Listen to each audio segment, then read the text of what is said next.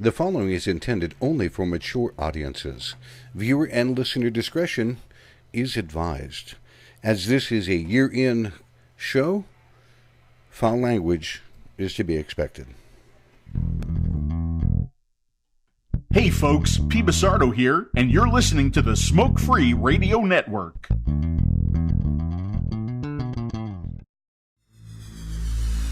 That was interesting.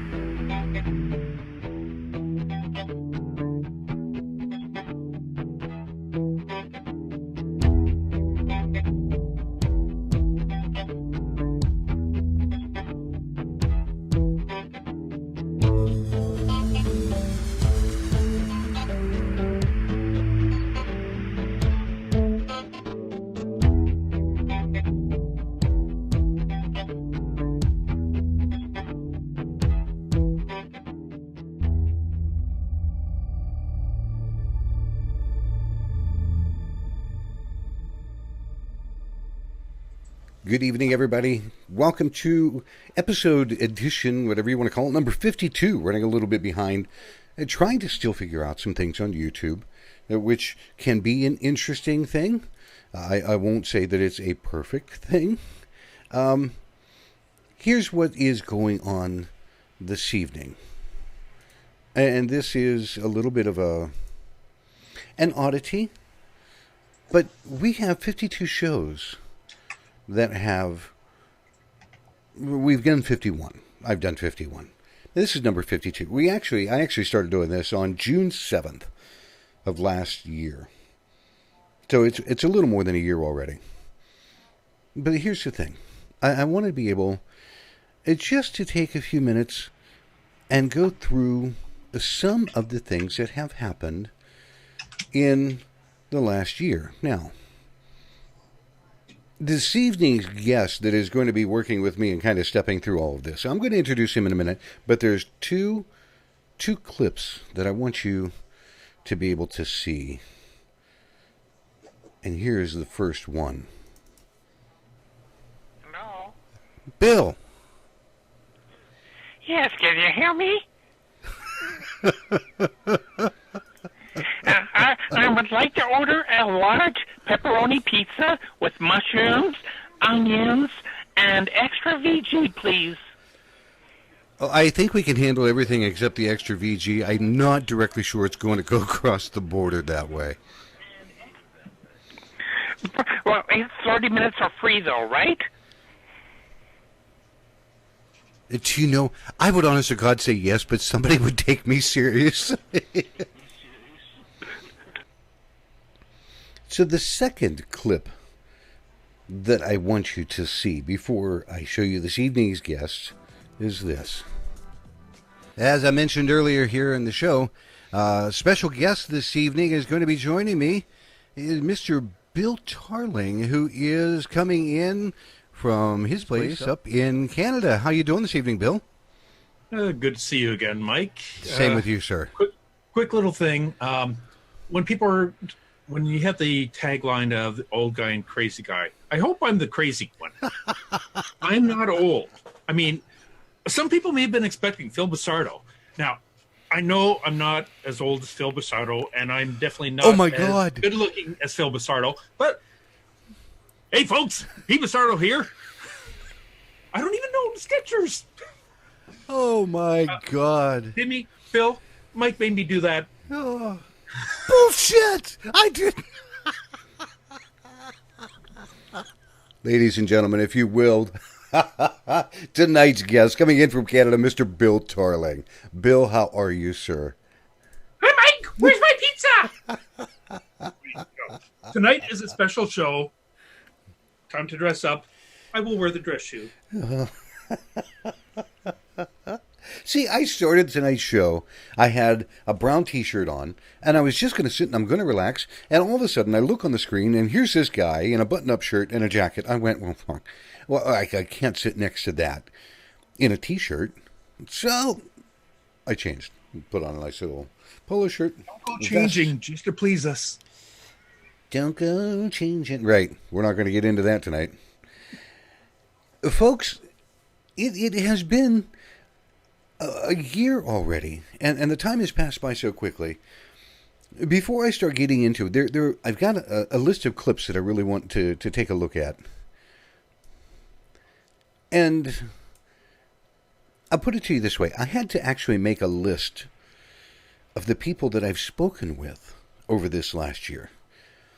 So what I'm going to do is I'm going to show you a couple of pictures that I have, if you will. And the very first one, and these are, it'll show you the entire clip area from YouTube, and I'll make this a little bit of a better size. And I'm just going to tell you real quick who was on the shows. And the very first show that I did was talking with the general manager, Josh, at a vaporized store down in Mississippi. The second show was John Dietz and Alan Davis. The third show that I did 1 year ago today was with Mr. Jay Hardesty, the Vaping Jays. The fourth show that I did was Mr. James Jarvis from the OHVTA. The fifth show was an odd one. It was Mr. David Gorlitz, the former Winston man. And it was odd because the phones kept cutting in and out, and I was brand new. I didn't know what the hell I was doing with the audio. I didn't have the right connections. So we ended that one kind of short because everything went to hell. Because there was a caller coming in, and I was using the phone lines. You only get 120 minutes. It cuts you out. But I ran the phone lines just out of minutes. So the next show was Kara Tibbetts. And she's just a ball of fire. There's no doubt about it. Then David Gorlitz, he said, let me do this again. And we did a better show coming across that time. Show number 8 was with Mr. Kevin Crowley. Show number 9 I did because I wanted to be able to sit down and talk with people. So it was just myself on show 9. Show 10. The episode 10 was with Greg Connolly. Now, episode 11, and it was back on the previous page, was with Chris Rofi in a store that he owns in Vancouver, Canada. And we're going to talk about him here in a little bit. Then, of course, again, because the clip that you heard about the pizza, that came from the very first show. I had hit everything that I wanted to do, and it was really odd because at that point, I had 20 minutes left in the show, and I was freaking out, and I'm like, oh my God, what am I going to do? Thankfully, in steps Bill Tarling calling on the call-in lines, which the call-in lines are open tonight, but Bill stepped in, and that's where the pizza call came from. And I sat there and went, oh shit, is this for real or not? But then he helped me finish out the show. And that's why I wanted Bill here on this show, the 52nd, the actual one year anniversary of VATM. That was on show. Episode 12 is when Bill came back on board. Episode 13 was with Mr. Jerry Reed out on the East Coast. 14 and 15, I took the time just to talk with people as I went along. Episode 16 was with Tony Ottamanelli from Vape Magazine, and he and I chatted for a little while. Episode 17 was with Mark Bird, and we talked about the Vapors Carnival. 18, again, was myself, and we talked about the news and some things that were really going on. Episode 19 was with Sherwin Mena. And he's with the North Carolina Vape Association, and he's also part of the Legion, and that was an interesting. Episode 20 was with Bill Wickstrom, president of the MSVAA and owner of the Vaporized Stores. 21 and 22. See, now my paperwork is just all messed up. 21 I did by myself. 22 was, again, with Bill Tarling because we spoke about news on episode 22. And then we move on to the next one. Episode 23 was with Alan Davis and Sherwin Mena.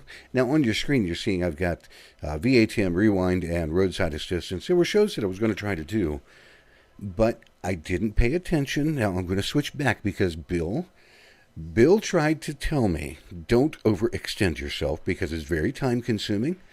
And I'm like, oh, hell, I can do that. Folks, trying to produce one show is enough. Trying to do 3 was more than I could handle.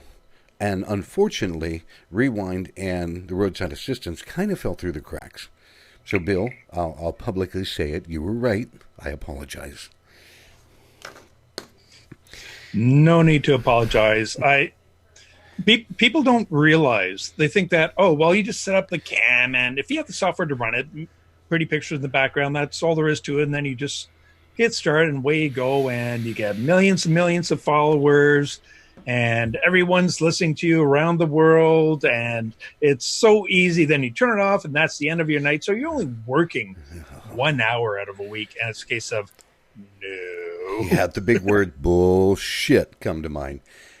For the one that I did, the roadside assistance with Michelle Pringley, it took me between 45 minutes and an hour just to set things up, and that was in a hurry. Then I did the interview, and I had to redo parts of it, and then it took me another 45 minutes to collapse everything and put it back in the car. And that wasn't even covering the hour and 30 minutes of the interview that I actually did. And it was a hustle bustle. Thank God, my daughter. Don't forget when Brent does live coverage and all these things, he makes it look so classy. You got to remember, he's got an audio person with him. He's got camera people with him. He has the lighting. He's got a small little team that goes with him. I had when I did the roadside assistance. Thankfully, I had my daughter Alicia taking care of the audio board and the audio equipment for me, because there's no way in hell I could have had a headset on trying to talk to Michelle, take care of it would have been impossible. And I found that out really, really quick. So at some point in time, I will do another rewind when it's called for, and I will still go out and do a roadside assistance, but those are going to be few and very far between, because it's a lot of time. Take 2 hours to drive to a store, take 4 hours there, and 2 hours to drive home just for one show. That's a lot. Anyhow, that's what people are looking at on their screen right now. Well, they were. We'll go back to that. So we got up to episode 24. 24 has the Grim Reaper picture on it. And it says, the fall won't kill you. And that was some pretty heavy, serious news. Then I started to get into an education. And episode 25 was with Matthew Salter. And I'll tell you what, it was massively educational to listen to him. But as well, I wanted to interview him because he had gone from a very hardcore stance against something to changing his mind. And I wanted to find out why. And I didn't want any candy coating. And I'll tell you what, folks, Matthew doesn't candy coat a damn thing. What's on his mind is what comes out of his mouth most of the time. Right after that, I had Bill Wickstrom because I wanted to talk with a little bit of things going on in episode 26. Episode 27 was with Andrew Osborne, and he was from the New York State Vapors Association, and that's when they started having real issues up there.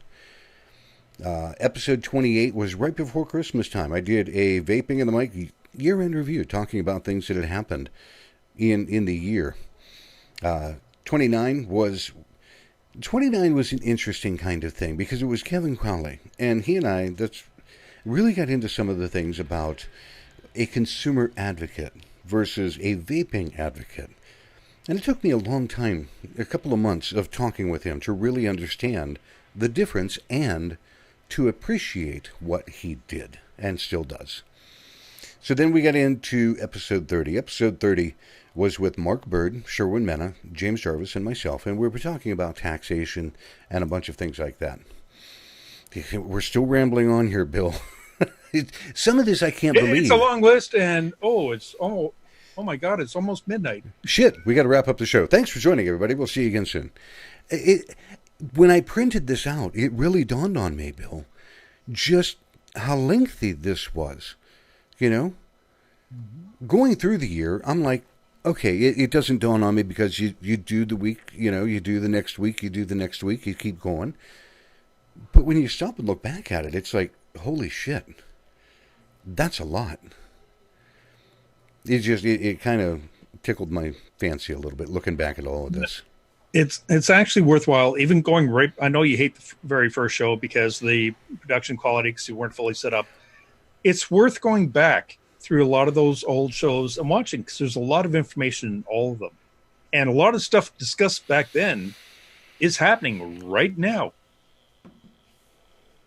It actually is, because as part of the things in some of the clips that I have, what we were speaking about has either already happened or it's rolling into town now.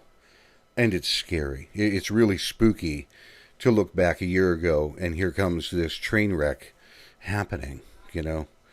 And that I was going to pull clips out and just do a huge montage of oh shit, oh shit, oh shit, oh shit. And I'm like, no, I don't want to do that.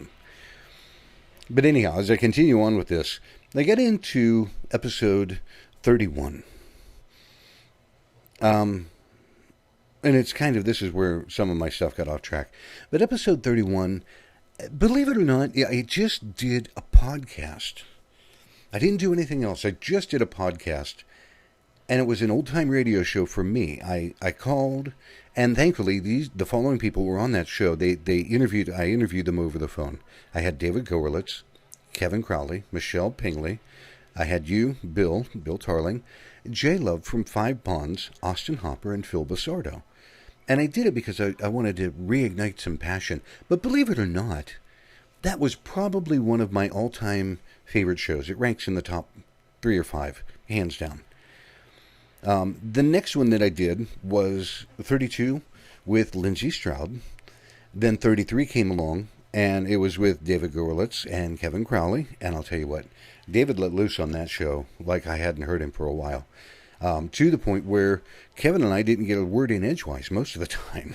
So the next episode after that, 34, was Kevin Crowley and I kind of covering what we didn't cover last week because we were engrossed and engaged in what David Gorlitz was saying at that point in time. Then I did just a short kind of infomercial called Every 65 Seconds. Episode 35 was with David Haney, and he's from the DIY Mixers crew. And it was very interesting at that point to listen to what DIY people were doing. 36 was with Mark Anton, the head of... See, there my brain went just that quick. Safada. And his information really hit home. Then, believe it or not, episode 37, Mr. Bill Tarling was back. And we covered a lot more than just the news in that particular thing. Episode 38. I loved episode 38 because it was with both Bill Tarling and Phil Basardo. And there's a clip from that I'm going to play that Phil did a rant about. Episode 39. 39 was a very interesting show because it was, believe it or not, 39, Bill, was odd because it was the first real politician that I had ever interviewed. It was with Larry Sharp. And Larry ran for governor of New York. And I bet you there's a ton of people... that I got to say right now, those who haven't seen it and you want to find out, well, how do I approach politicians? Does it even help? What's the right thing to do? What's the wrong thing to do? I'm too nervous to speak to them. Listen to that show. He tells you exactly how, why, what to prepare, what not to do, how to get their attention. It is probably one of the most critical shows, especially with everything going on now and vapors having to present so often. Listen to that show because he gave an absolute wealth of information. He did. And the other gentleman, we'll cover him in a minute, but that was with Larry Sharp. And Larry was just rapid fire. Didn't miss a beat. Just absolutely killed me. I'm like, holy shit. Episode 40. 40 was the show that I did because everything was going to hell in a handbasket at that point in time. Then we get up into 41. 41, I was so screwed up in the evening. I actually had to go back and re-record the entire show because I was so upset with the first take. Oh my God, it was horrible. And I was not going to leave it out there. So episode 41, it says take 2. Literally take 2, Park. Then we get into another edition with Lindsay Stroud. The other gentleman that I interviewed is a representative from New Hampshire for 43. And this is where my nomenclature and numbering kind of get messed up. But the representative from New Hampshire, Jason Osborne. And there's a clip that we're going to play from that show. I think that might be the one I was actually thinking of. Both of them. Yeah. But Jason Osborne is a very down-to-earth kind of guy. And I think that might be who you were talking about. Larry Sharp tells you like it is, but Larry Sharp also told us why, I don't even know the lady's name, Cortez, that hammered out, and everybody's saying she's the one that screwed Amazon out of New York. That's actually not true. Yeah. And Larry took the time to say why. Now, Jason did take the time. Here's what you want to do. You want to take props. Here's, you know, the funniest thing with him, the whole show started.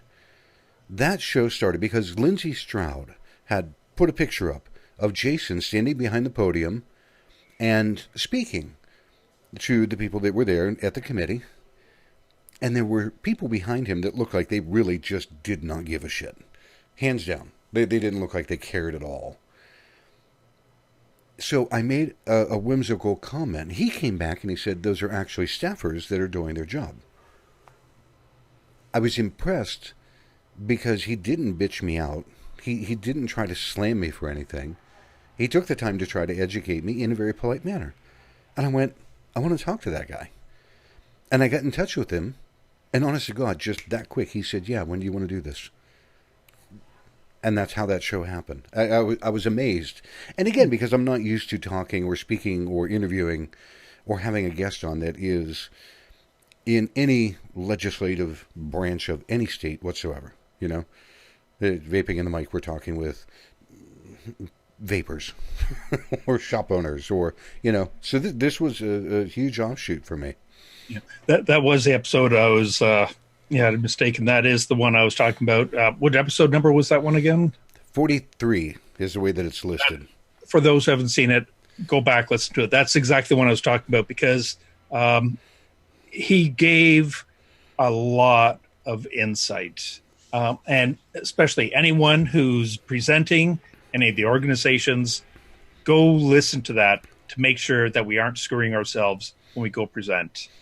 He laid it down very easy to understand terms and a lot of sense. I was impressed. I was very impressed. Even this guy even went to the point of saying that he found that people responded to the color pink. And he said, I went out and did all of my... Bill does. Yeah, no shit. It definitely plays in for Phil and Dimitri and bromance. It's pink. But he said he went out and put all of his posters and placards and everything for voting in pink. Mm-hmm. And I'm like, pardon me, but that takes balls for somebody that is trying to get your vote. That takes big balls to go for a pink sign. You know? Got him noticed. Oh, it sure as hell did. And the other thing that he said in that particular interview, because he has this demeanor about him, if he's listening, paying attention and everything, he has that classic resting bitch face. You know, just don't screw with me kind of thing. Until he puts on a hat. Because I remember him saying, when he puts on a hat, people respond to him so well. And I'm like, that's really funny. That's odd. But anyhow, show number 44. We're almost done with this. Show number 44 was with Shell Hamill and Safada in Texas. And that was an eye-opening kind of interview all to itself. Then we got to one of my all-time favorites, and it's probably one or two. It's so hard to say. Show 45 was the bromance show that I actually got to interview and have as guest at the same time Phil Basardo and Dimitri Agrafiotis. And I loved that show because it was the day after. At nighttime, Phil and Dimitri were in Phil's hot tub for a couple of hours doing a live stream out of a hot tub. And I'm looking and it wasn't a PG stream. No. And what's funny is Demi even had his local legislator who tuned in. Yes. And then, maybe I shouldn't be watching. But they were in the hot tub. They were drinking. They were answering questions. They were bullshitting. They were. It was all over the board. And these guys were pretty hammered by the time this was all done. Now, that next morning, Dimitri had to get on a plane and fly from Cape Coral back home to Chattanooga. And then he picked up and did the show that evening for Vaping in the Mic. Both of them did. I was like, this is awesome, you know? And like I was saying too, his legislator, his local, had tuned in. Now take a really brief moment to let that sink in, because here's somebody just doing a random stream, and his voice is so strong that when he starts streaming live, his legislator automatically tuned in. That shows you a lot of respect and how powerful his voice can be and how much attention he does get. And he works his ass off to achieve that. He's not screaming at people. He's shaking hands. He's talking with them, trying to educate them. That's, I believe. It's just, Dimitri's got that demeanor about him. So does Phil. That if you listen to him, you take time to talk to him, you want to spend more time talking to him. But you're right. Having a legislator late at night randomly pick up because he sees that you're streaming something, that's huge. That's huge. Let's finish out this list real quick. Episode 46 was with James Jarvis. Again, we were talking a little bit about things that were happening in Ohio at that time. Then we had our first year conference for Ohio Vapors Trade Association. So I got to talk, and the next show, 47, was with Bo McCoy from the OHVTA. Then I got an oddity. And the guy, I've been asking him for about 6 months, and he finally said yes. The next one, 48, was with Matt Culley from Suck My Mod. And I'll tell you what, one hell of a nice guy. But then the next one right after that was the show that I had worried about the most. Because that show was with Brent Stafford from Regulator Watch. And Brent is in Canada also. But this is a guy that's been around in the news for a long time. He is a polished journalist, reporter, and here I am having him on as a guest asking questions. That show made me nervous as hell. I did a special edition for Ohio because they were raising the T21 and other things. We're going to talk about that in just a minute. But then show 50 happened. And believe it or not, I had this guy back. His name was Bill Tarling. It was a fantastic show. Episode 52 last week was with not only Nicole Malloy, but Foy Malloy as well. And we talked about things that were happening down in Florida. Which brings us to tonight's program. Dun, dun, dun. Yes, absolutely. And as stated the last time I was on, all guests must wear shoe on head. You're not the guest yet. Take that shoe off. Keep it handy, though. I've got something planned for you. Yeah. Oh, speaking of handy, there's something that I need to show people. When I first started this show, yes, I had the microphone up here because I was more worried about audio quality than anything else, but people told me that I was speaking behind, and the very person said, Dimitri said, dude, that's one big fucking tennis racket. I laughed. I took it in stride. Yeah, it is. Yeah, I'm hiding behind a tennis racket. Okay, whatever. Until, you break down and say, okay, fine. But I found something, Bill. And this I have to show people. Dimitri, if you ever get to a point that you get to watch this, I'm not the only one. You can see it right there. The smoke-free studio cam. And who's sitting behind a tennis racket? I won't press that button much anymore, but I found that, and I'm like, you have got to be fucking kidding me. No, there was one thing even better.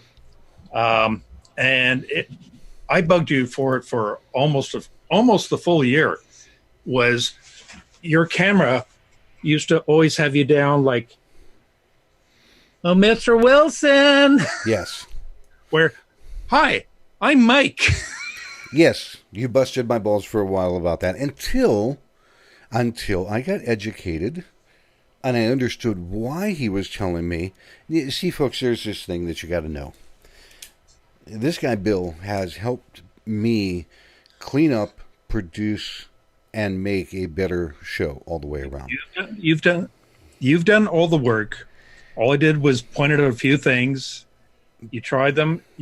Then you understood why, and you did the work. So don't keep blaming me for. I'll blame you all damn day, damn it. You have done all the work yourself. But if it weren't for you, in the right direction. If it weren't for you pointing it out, I never would have. You know, it just never would have happened. And I'm going back and I'm trying to look now to see just what else is going on. I think. I don't even know what. I'm looking at the YouTube stream. Yep, it's streaming. I'm watching the YouTube stream. Don't see anyone chat. I threw in the URL change for the new show on your page. That might not be on everyone else's page, so they could still be there. But I put the link in there too. So let's see. That's been about the first 38 minutes to recap. just in other show words, list. Go check out the replay. There is a shitload of information, subjects, everything. And I'm going to make one request for everybody whoever might still be tuning in for the replay for this. That was a long, long introduction. Way longer than it should have been. No shit. But Mike has just switched over to YouTube because Facebook was acting up so much. It was freezing. It was dropping the signals. It was ending the streams prematurely. It was really messing up. So he switched over to YouTube just about 2 weeks ago. If you get a chance, hit the subscribe and the like button too, but hit the subscribe button. Reason being, Mike needs about 100 viewers before he can get his own Vaping and the Mic name in the actual direct URL. So if any vapor, just do me a favor, just hit that subscribe button. That'll help get him his count so that he can get his own actual channel for YouTube. That would be an awesome kind of thing because I finally got the Vaping and the Mic page on Facebook, and it would be wonderful if I could rename everything. Now you said you dropped in on your main page. I put it under the one post, but again, you might want to put it here. I can take care of that. I got it right there. You can throw it back at the top of your page. That way, a lot of people might not realize that you're even live. Again, he is still learning all the YouTube settings, which is why he'll have one set, but then it's not quite connecting right. So when I get a chance, I'll try and see if I can help out with some of the settings as well. Yeah, except the only time I ever use YouTube for streaming is when Phil gives me a call and goes, Dimmy's out of town. Can you do a show with me tomorrow? By the way, you got to set it all up. So, which is always fun. I love doing those smoker shows with Phil because it's the only time he gets to talk. When Dimmy's on there, he doesn't get to talk. No, I've noticed that. It's kind of one of those oddity things that it's like, holy shit. I'm going to quickly look. Now, tonight, folks, I'm not trying to make a clean polished show because there are things that I'm bouncing around in. But we do want to cover a little bit of news. And going to hit the sponsors first. That'll give you a chance to set up for your news clips. Oh, I'm just pulling up one PDF file. And it's actually right here right now. This came from Ohio Vapors Trade Association. It is somewhat lengthy. All I'm going to do is hit the highlights. In Ohio, the Senate Finance Committee last night came out with the changes that they made. It was supposed to be, and it started out just as a T21. Then it morphed into T21, and they were going to classify us as tobacco. Then it morphed into an additive taxation. Here's what they finally came out with. It levies a 10 cent per milliliter tax on every vapor product. And that has to be paid by distributors. It's not at point of sale. By distributors. It defines vapor as any liquid solution or other substance. Take note of this, please, people. Any other substance that A, contains nicotine, or number 2, is depleted as it is used in an electronic smoking product. I'm going to go out on a limb and tell you that that actually covers zero nic as well. Okay? Zero nic is covered in the FDA damning regulations, page 8 and 9 anyhow. Right. But this one, this one for Ohio classifies it as a vapor product. It then goes on to specify that a retail dealer is any person engaged in business of selling vapor products to ultimate consumers in the state or amount or the number of sales. It prohibits the distribution of vapor products without a license and creates a new license for vapor distributor of vapor products, and the application fee is $125. The application fee, folks. Please pay attention. Application fee. If you're turning in an application, you might be told, no, you can't do business in Ohio. That's huge. It also specifies that the tax does not apply if previously taxed product, right? Requires vapor product importers and manufacturers, like tobacco product importers and manufacturers, to register with and file monthly reports with the tax commissioner, listing sales of such products, and this begins July of 2020. It also requires a vapor distributor to pay the tax after receiving the vapor products in the state from a manufacturer if the tax has not already been paid. Specifies that retailers may purchase vapor products only from licensed distributors. Only. And the last one, it allows law enforcement officers to stop and inspect a vehicle if the officer reasonably believes the vehicle is transporting vapor products in violation of the state tax law. Bill, which means you're going to need tax stamps, just like the cigarettes. You're going to need the tax tracking, which they're going to be using as well. It means your online things, forget that. It means bringing in from other states, forget that.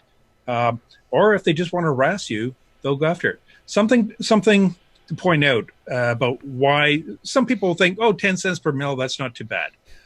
Wrong.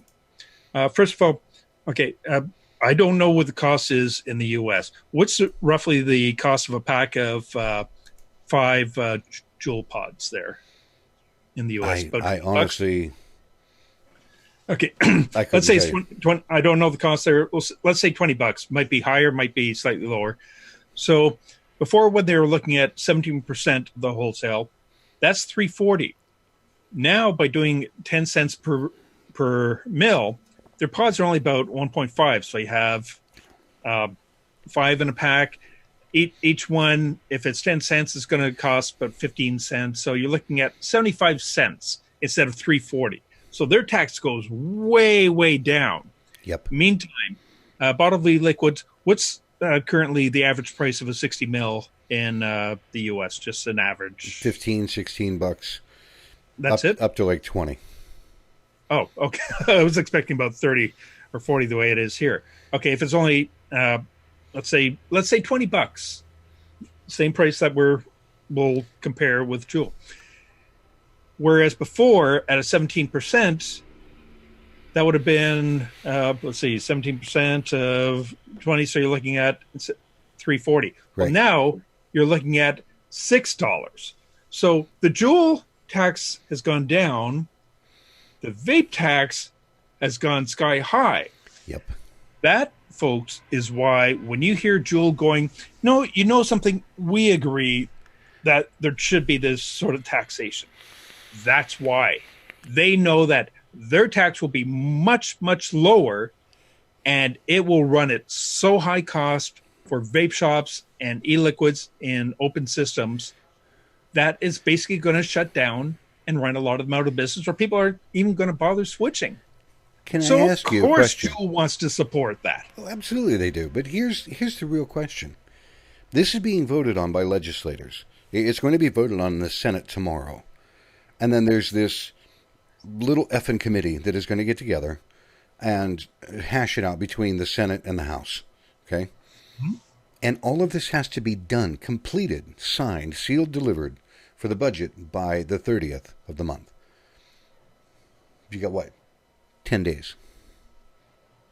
10 days. And it's going to be done. But here's the thing. All of these people are voting. All of them, or a good majority. Jerry reads on in YouTube. Thanks, Jerry. All of these legislative people are saying we're against Juul. We have this teen nicotine epidemic going on. Do they understand what they're doing? That they are giving favor to? Do they care? That's my question. And that's the big difference. You got to remember, too, because all the media hype is Juul, vaping. Oh, Juul is vaping. Juul is vaping. So when we bring in, we want to protect our vaping, they go, oh, okay, vaping. So that's all the same stuff that Juul caused all these problems with. Yes. So you guys are trying to encourage promotion of all the bad stuff that Juul did, and all the troubles that we're having with Juul, and all these things that we're being told are created by Juul, which are fake to begin with. Yes. I mean, they're fabricated reports. They've been debunked over and over, but it's an easy sell to the public because all they do is go, if you don't believe us that this vaping is so bad, you must really want kids to get hurt. And see, they're just like big tobacco. They're trying to addict and poison and kill your kids. If you don't believe us, you are listening to another big tobacco lie. We aren't big tobacco. Yes, you are. No, vaping is not big tobacco. And Exactly. And if you really want to boil it down to some brass tacks, even Juul has a minority stake owned by big tobacco, but they are acting just like big tobacco, aren't they? From day one, their whole marketing and everything, and this is the thing, their marketing is, oh no, we just want to do adults. You got to remember, that is to get more and more press promotion. From day one, the reason they were successful is after they sold their first e-cig product to big tobacco, they're going, okay, we learned what we need to do to get bigger offers. Yep. What's number one? We have to set it up for big tobacco marketing since big tobacco is restricted. So they followed the exact playbook of big tobacco marketing, set up that distribution, set up that appeal, got that media attention. They didn't care about all the negatives coming in because guess what?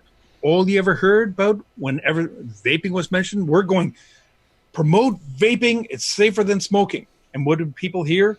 Juul is vaping.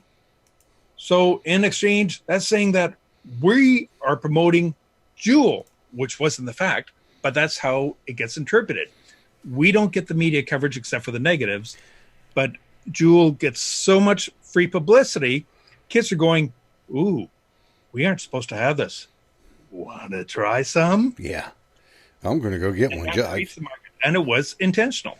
Johnny's got one. I'm going to go get one. Yeah, even Mark Bird.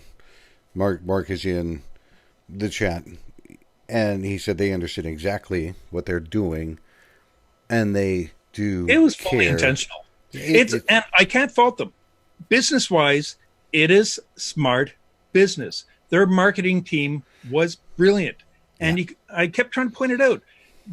They know what they're doing. It's not unintentional consequences of, oh, but this wasn't what we meant to do. That's exactly what they meant to do.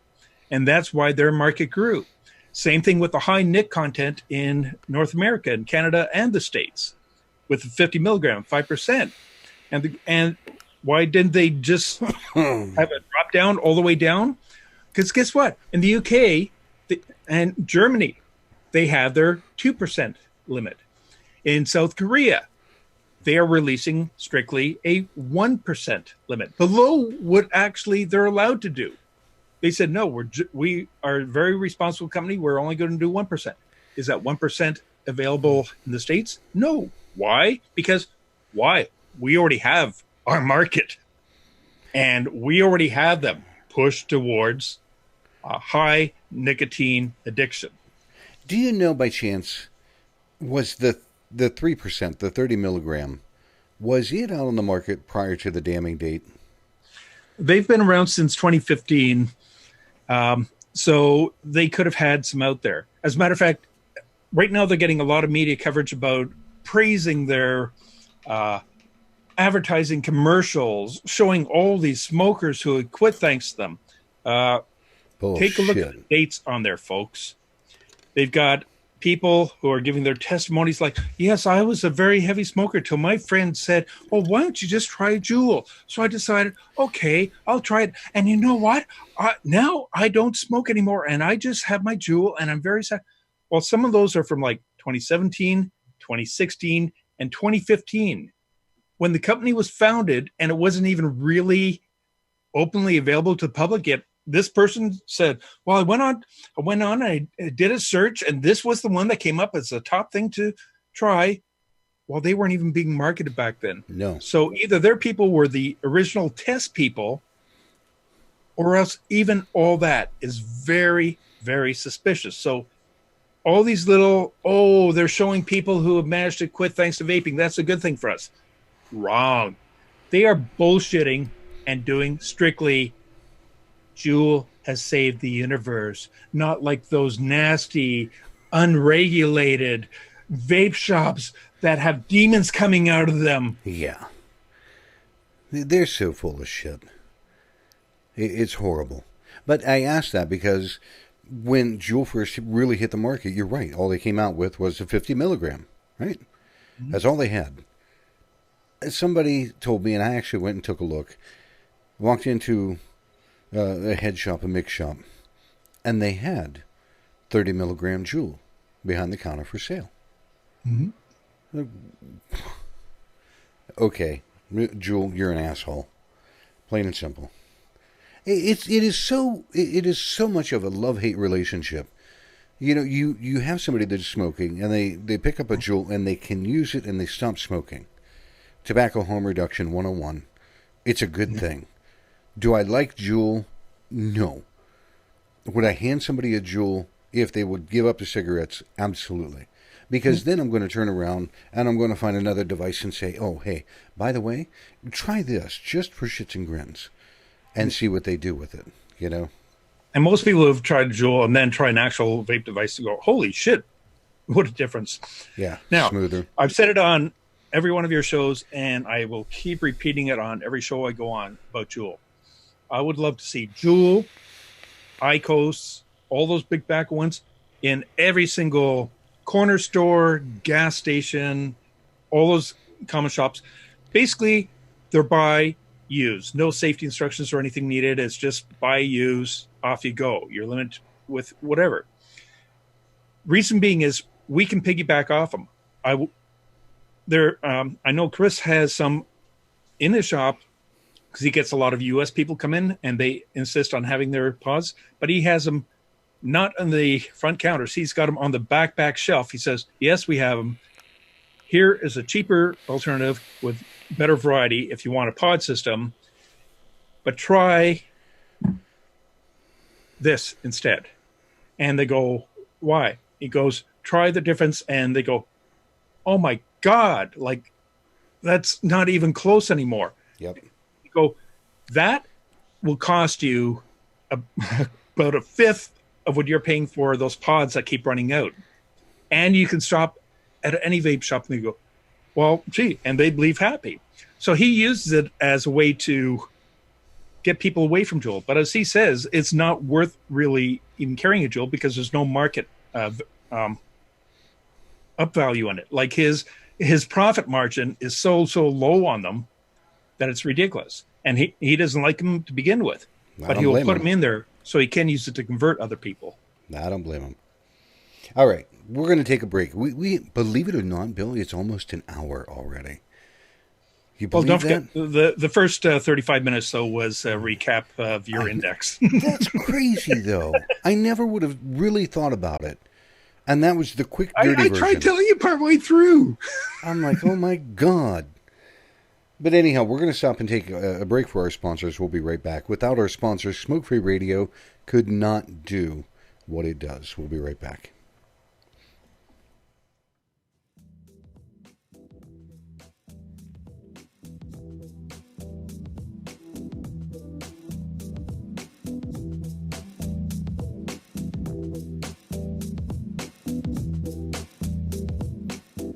Hey now, this is Dimitri with Smoke Free Radio reminding you to please show some love to our wonderful sponsors. Without them, there would be no Smoke Free Radio, and they are as follows.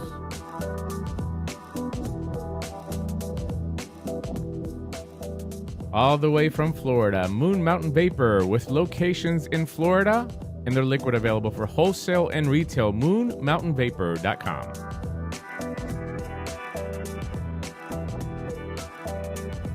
Some of the best custards and tobaccos on the market from the Brickwills Vaping Company.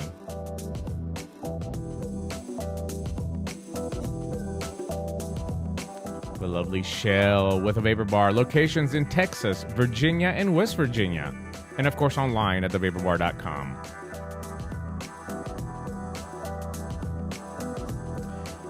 And who says you can't have award-winning e-liquid without cartoon characters? That's exactly what you're going to get at theplumeroom.com.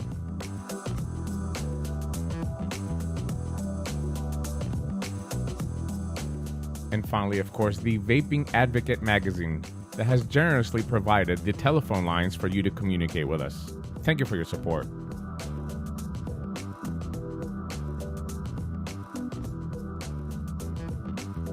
And finally, for you, the listener, don't forget to check out the coupons and codes page on Smoke Free Radio. Pick up some e-liquid and save some money. From all of us here at Smoke Free Radio, thank you for your continued support.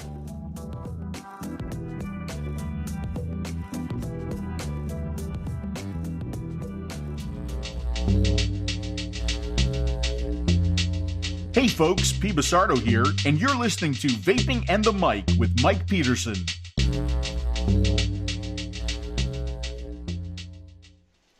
Joining me this evening, this is our 52nd episode of Vaping in the Mic, and joining me this evening to help walk through all of this is Mr. Bill Tarling. Bill, I really appreciate you being here. It means the world to me.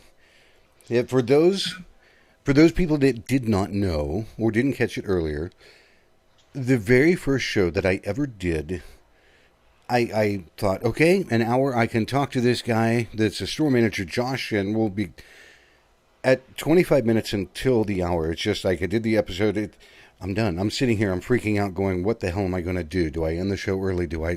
All of a sudden the phone rings. And first it's this pizza delivery, and I'm like, okay. And then there's Bill.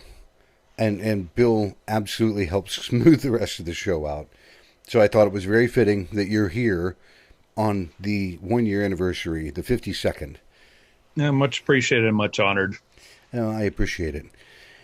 We are going to take time now. Most of the time, we hit an hour and we're done. It's like, all gone, we're done. See you, boo, gone. We're not done. We're just now getting to the part that I've got clips of shows that I want to show people. And I may have to kind of even narrow those down a little bit. But I might even make you go even longer, because I'm going to bring up a couple of other things just because of this week, all the stuff that's happened. Unless you want to do it really quickly now, get out of the way. All right. This is the new stuff. Just to let people know why you have to be paying attention to what's happening in your area. Ohio, Mike went through the sudden changes. They said, okay, we've got it worked out. It'll just be 17%. And So the industry is going, oh, this is going to be really nasty for us, but we can sort of live with that. And then today got the shock notice. You know what? We're going full blast against you guys.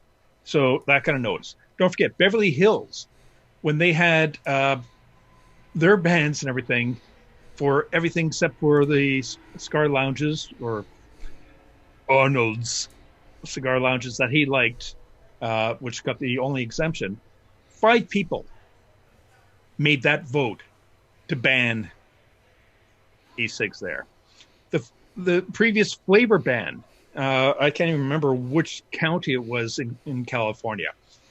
That whole vote to ban all the flavors was 3 people, non-vapors, just 3 people decided we don't want this anymore. It's gone.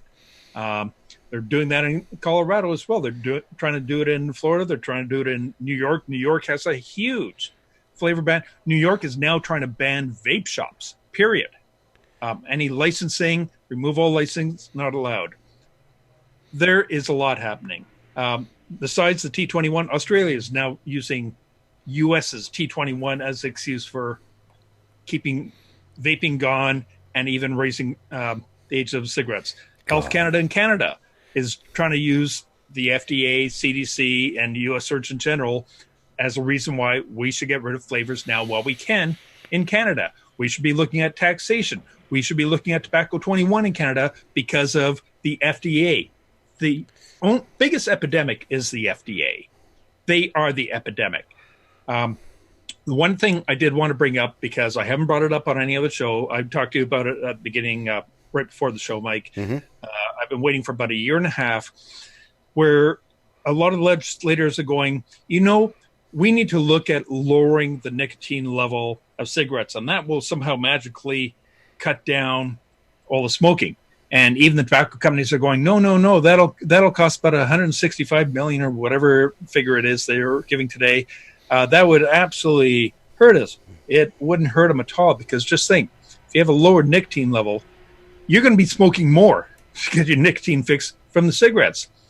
And as I was telling you, Mike, there is actually a very simple solution. Instead of don't worry about lowering the nicotine level in the cigarettes, want to really piss off the tobacco companies, you want to really nail the solution to the cigarette addiction levels that you say you're trying to deal with, then here's the solution.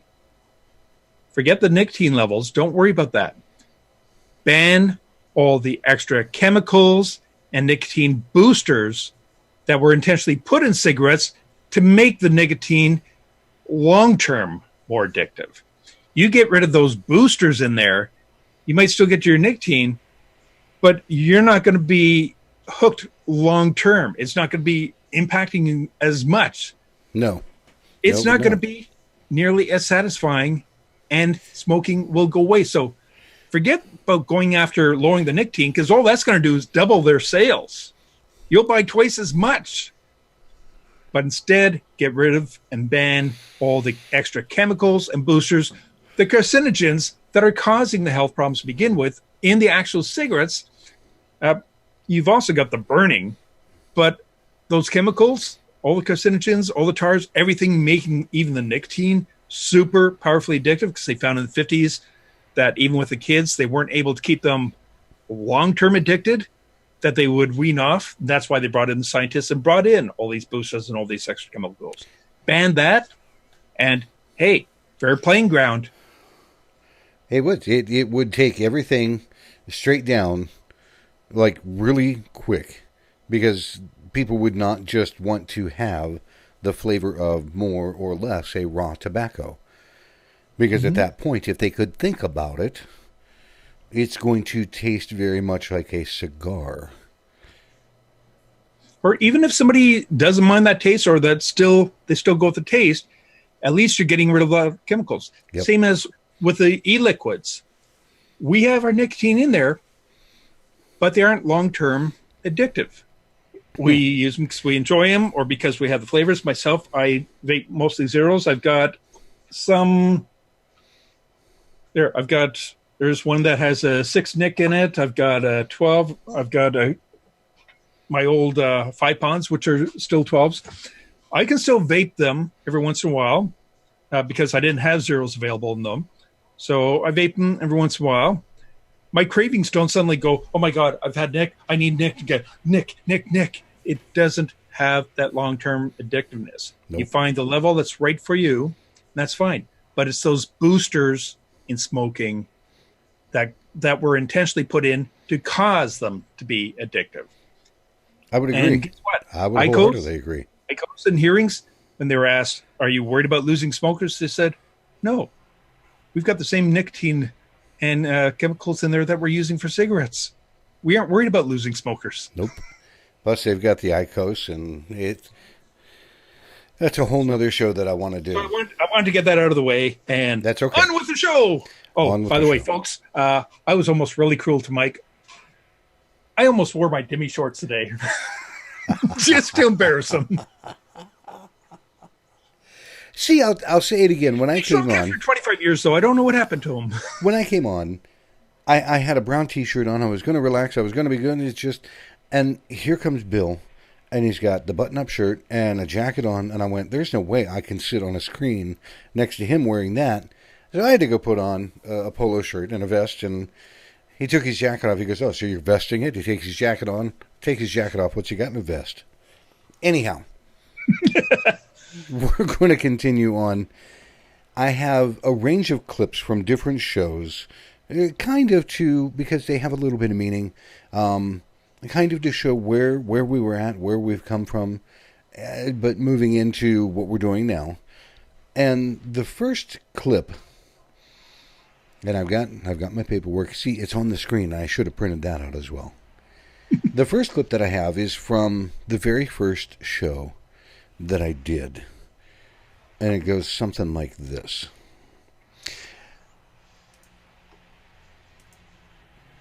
Another large item that is in the news, this just happened, is San Francisco has created an absolute flavor ban. So if you want to buy any kind of flavored e-liquid, or even flavored tobacco, including menthol, you're not going to be doing it in San Francisco. You want to do that, hop on the Golden Gate Bridge, go the other way. I think even south of them, they're looking at banning any kind of flavors as well. And I'm like, come on, you have got to be kidding. This is why it's hugely important for us as vapors to go out and help educate the public, to join our state advocacy groups so that they can help us fight these flavor bans. New York right now is in a horrible state of looking at a statewide flavor ban. And I know that they're banding together really well up there to be able to fight that. But that was a year ago. That was on the very first show, June 7th. 2018. Back in the days of your Wimbledon broadcasts with your tennis racket. Dimitri had the same fucking thing. But yes, it was the days that I looked like Wilson, the neighbor. Howdy, neighbor. But it cracks me up because now everybody knew then when San Francisco did this that it was a precursor to what was going to come. And take a look at this shitstorm that has happened in between then and now. It's unreal. The next clip that I have, believe it or not, Bill, is from Chris Rofe, who is... What store... Chris is an awesome guy. He really is. What store does he own in your area, if you would? North Island Vapors on Vancouver Island is one in Courtenay and one in Campbell River. Chris, this guy is so legit, tries doing everything so ethically, so business-wise. He helps out his competitors, even. But his focus, like, his shop is always busy. He never runs into a shortness of customers. One of the reasons being he focuses very, very heavily on converting smokers. And one of his biggest customer bases, believe it or not, are the seniors. they absolutely love them. They can't believe they found someone that actually helped them move away from smoking. They bring everyone else from the senior centers and everywhere else, and they bring so many people, and they just go, "This is amazing. We want to thank you," and best support ever. But the reason being, he caters to smokers, and he does everything possible properly, and keeps involved and updated and posted on things. And that's the one thing that I found that I just love about the guy, and that's what part of the clip is. So let's head to that real quick. Yeah, I have to learn how to preload. But you mentioned earlier that when a certain clientele, we'll say, picks up a starter kit, that they end up sticking with that same thing like forever. Yeah, I mean, as amazing as it'll sound, we still go through a ton of EVOD pens and iClear 16s and Nautiluses. I mean, I've sold so many Nautiluses over the years. I mean, and the people who own a Nautilus, whether they've had it for 4 or 5 years, they're going to buy another Nautilus. I can't convince them to buy a Nautilus 2. I can't convince them to buy a Nautilus X. They're buying that same Nautilus over and over again. And that makes me ask, and this was something that Bill mentioned that I have to say is probably one of the keenest things about being able to talk to you this evening. You have a large clientele of what we would term in the States as seniors or senior citizens, or people that are over the age of 50 or 55. I do. How do you start those people? And one, what motivates them to come in? What do they generally say when they come in? Because I know that they want to quit, but what is one of the reoccurring themes that they might say when they come in? Their doctor, or they're feeling it when they get to be that age, or they've got a grandchild or son or daughter who's told them to come into the store. So we get a lot of referral from a younger person in their family, or they've seen somebody out in public with a thing. Of course, they've seen somebody, blowing a giant cloud, and they're interested. And when they come in, I think before we ever pull the device out, it's common for us to have, a 5-10 minute conversation about how awesome smoking was, like how it was always there for you. Smoking was there before you had your kids. I think people love smoking. If you're 65, 70 years old and you're still smoking, you're not only addicted to smoking, you love smoking. It's just, everybody loved it when they did it. There's very few people who go, you know what, I hate doing this, and they keep doing it. It tasted good, and it was fun to do. So we have a good chat about how many times they've tried to quit, other methods used, and what brought them in, and once we sit down with them, we show them the styles of vaping. And I say there's, you've got your mouth to lung vaping, and now there seems to be a mid-range, I would say the 20 to 40 watt range, and then you've got your sub-ohming. So I found that very interesting because, again, he's talking about senior citizens, older people, and how he's able to not only help them, but to keep them from going back, and how these people are coming in after a short period of time telling him how better they feel or how much better they can do things. Perfect example. When he had first opened up his shop, not far from here, and I'd found out about it, went in there, and after the first week, I started hanging out more because, it was suddenly, oh my God, I don't have to order online, and I don't have to drive 2 hours to get to a shop to get a device, because I'd only been vaping at that point for about a week and a half. And so the second week that he was open, I was in there, and door opens up. His original shop, you could quite literally only fit about 3 customers into the shop. It was, remember the old Photomat booth? That was about the size of it. It was so small you could fit 3, pack in maybe 5, and you would be jammed tight. You couldn't move. Wow. But in comes this little old guy, and in comes this lady with a walker. And he said, sorry, I've been outside for a while. I would have come in sooner, but I had to wait for a parking spot right in front because she can't walk very far, even with the walker. So she said, well, I I know I got to stop smoking. I don't know if this will work. I've tried everything else. Going to try this. He spent quite a bit of time with her, got her set up with a nice small little device. And don't forget, this would be about 5-6 years ago. So no problem. Got her set up, and off she trundled. Crash all my devices. Off she trundled with her vape device and her walker. Now, about 3 weeks later, I was in the shop, and suddenly the door flies open. No walker. In comes this little lady. Just stops in the middle and goes, "I want bubble gum." we burst out laughing. She goes, "I haven't been smoking. I'm not using my oxygen as much. I'm not using my walker as much. I'm getting around more." She goes, "If I'd have known about this 50 years ago, I wouldn't be." And that was the whole point. Yep.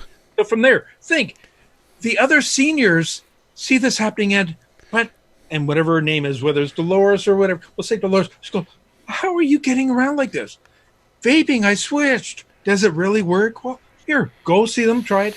They come and they have the same reaction, like, 55 years, I'm not going to smoking, 60 years of smoking, I'm not going to quit. And yet I'm making the switch with this. And guess what? I'm not only feeling better, but I'm actually enjoying this. I got to tell the next person. And they told 2 friends, and so on and so on. Anyone not paying attention to the seniors market, you are missing a huge untapped potential customer base of people that can prove, yes, we aren't anecdotes. It works. Yep. And that's what really got me with Chris and his shop, is listening to him talking about the client, the customer base that he has. Just blew me away. Our next clip, if people remember, and I know that everybody knows Greg Conley, from the president of the AVA, he was going to be out and about and in an RV of all things. And I talked to him about that. The picture that you had on your Facebook page, and I remember when this had happened, you actually got an RV and went on tour across the United States to talk to people about vaping. And it was a vape tour, correct? Yes, that was the largest one we've ever done. That was a joint effort between Americans for Tax Reform, CASA, AVA, SAFADA, Not Blowing Smoke, and we had direct industry support from some great companies, Boosted and Cloud Chasers among them. I don't want to leave anybody off. I apologize. And then I've done significantly cheaper tours where I've gone to states like Mississippi and Montana and done road shows where in between I try and do local TV media and try and get vape companies to meet with their state legislators, sometimes go along with them to meetings. And I was hoping to do 2 states at the end of 2019, or rather 2018, but the need to do all these tax meetings. And he said it right there, that his time got hijacked by having to go around and do all of the taxation meetings. But it caught my attention because here again, he was right out there in this RV getting the job done, talking to people. And the RV, you couldn't miss it. If that RV didn't scream, "Hi, I'm a vapor," there's not much else that's really going to. Don't tell me I even lost you because I didn't look at the screen. Oh, I'm here. Okay. I'm just checking. The next clip that we've got, let me make sure that I got this programmed correctly. See, this is what I am not accustomed to. Taxation. I am not for taxes. Right. I don't want any taxes. But we've got to be politically savvy, in this industry. And we're starting to see it, and some states will approach it. But I do believe that is going to be a major savior for a lot of states, because now states have this. Have you ever heard of a state turning down money? Yeah, right. Never. Doesn't happen. No. So they go ahead and now they've got a viable industry that they see growing, which could possibly maybe hopefully bring in more revenue than cigarettes, which is ultimately the goal. Right. They don't want that to go. Now we've got states and their legislators saying, oh, well, you know, I'm a Democrat and I've got this program that's being funded by this tax revenue stream. I got to support it. You bring more people from different parts of the fold, and that pushes it on a federal level as well. That was the one thing about that particular thing. And he said it.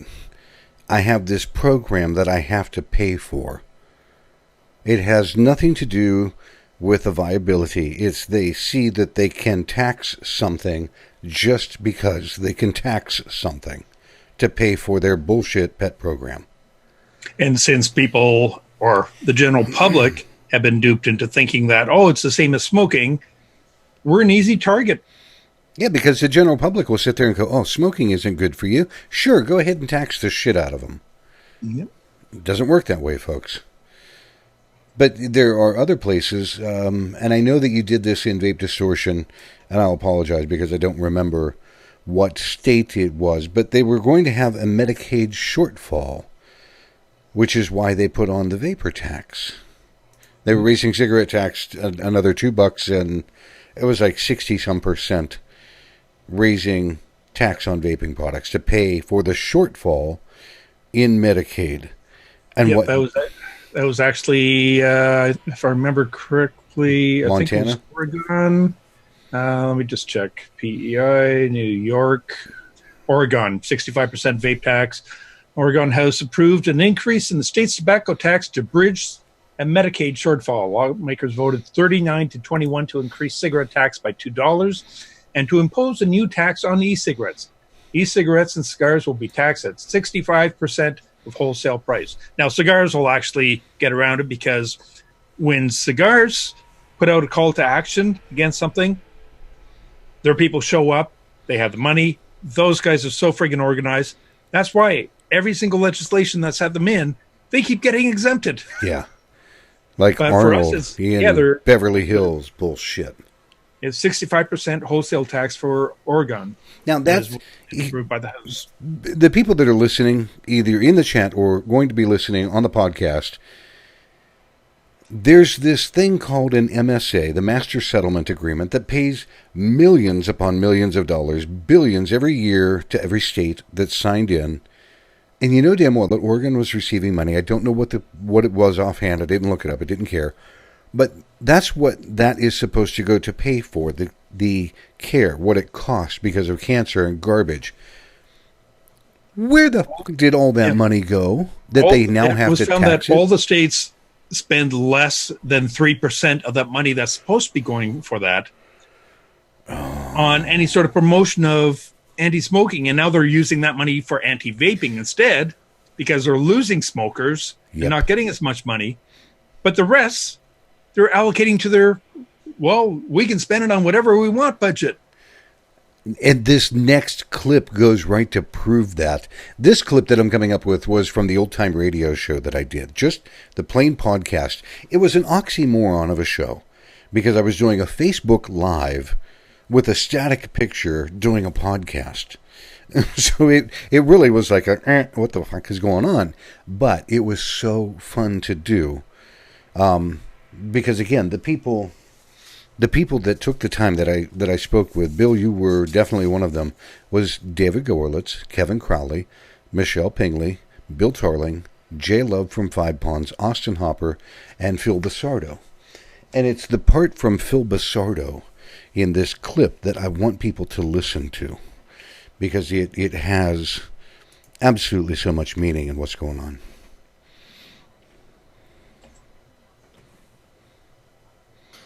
There was a lot more to that conversation. And again, it didn't fit quite what we were looking to do this evening, but the passion that guy has is just unreal. Now, we've got one more to round out our evening. Now, I spoke with this gentleman, chatted with him, and I asked him, would you be willing? And he was going to. I said, wait a minute. You did a clip on another show can I use that audio? And I played it for him, and he goes, absolutely. Because you want to talk about passion. You want to talk about somebody. This guy, I saved him kind of for last for our social experiment, our old-time radio kind of show here tonight. I saved him for the very last because it just, when I heard it the very first time, it blew my socks off. And, one of the questions that I always ask myself is, from the Royal College of Physicians, they're estimating, we'll say the 95% number, 95% safer than smoking cigarettes, right? Let's say that number wasn't 95, which is a very, very high number, by the way. That's an extremely high number. Let's say that number was only 5%, okay? 5% safer than smoking a cigarette. Yeah.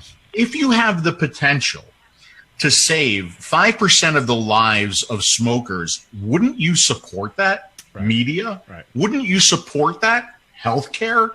Wouldn't you support that? Cancer societies? Right? But why don't you? Why, we're talking about 95%, not 5%, 95% safer. Right. Why is this not being supported? Why are we finding obstacles and roadblocks every step of the way? And you know what it keeps coming down to? In my mind, everything? Money. Absolutely. All about money. They don't give a shit about your health, public health. They don't care.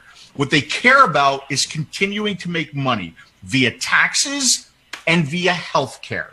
Okay? Because keeping people sick, not curing people, and treating people and keeping them sick is big, big money. Imagine if cancer were to be cured right now.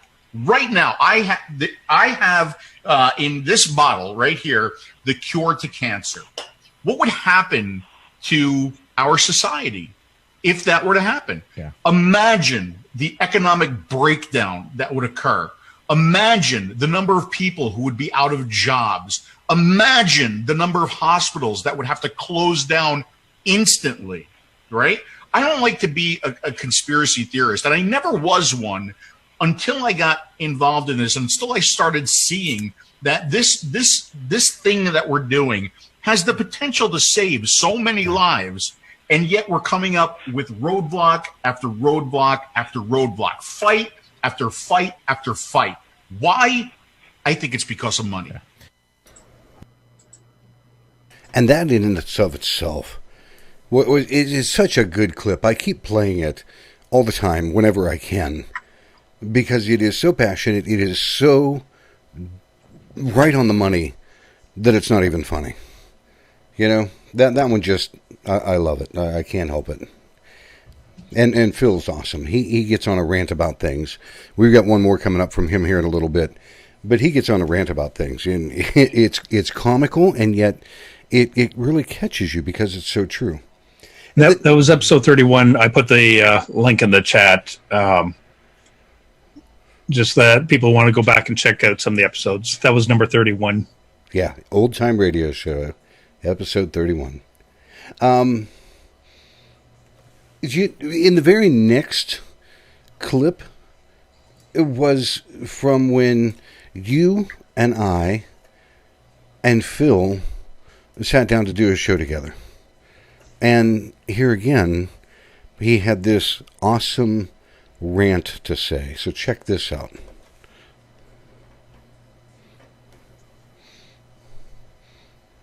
Appealing. What happened in your meetings yesterday with Altria and Juul?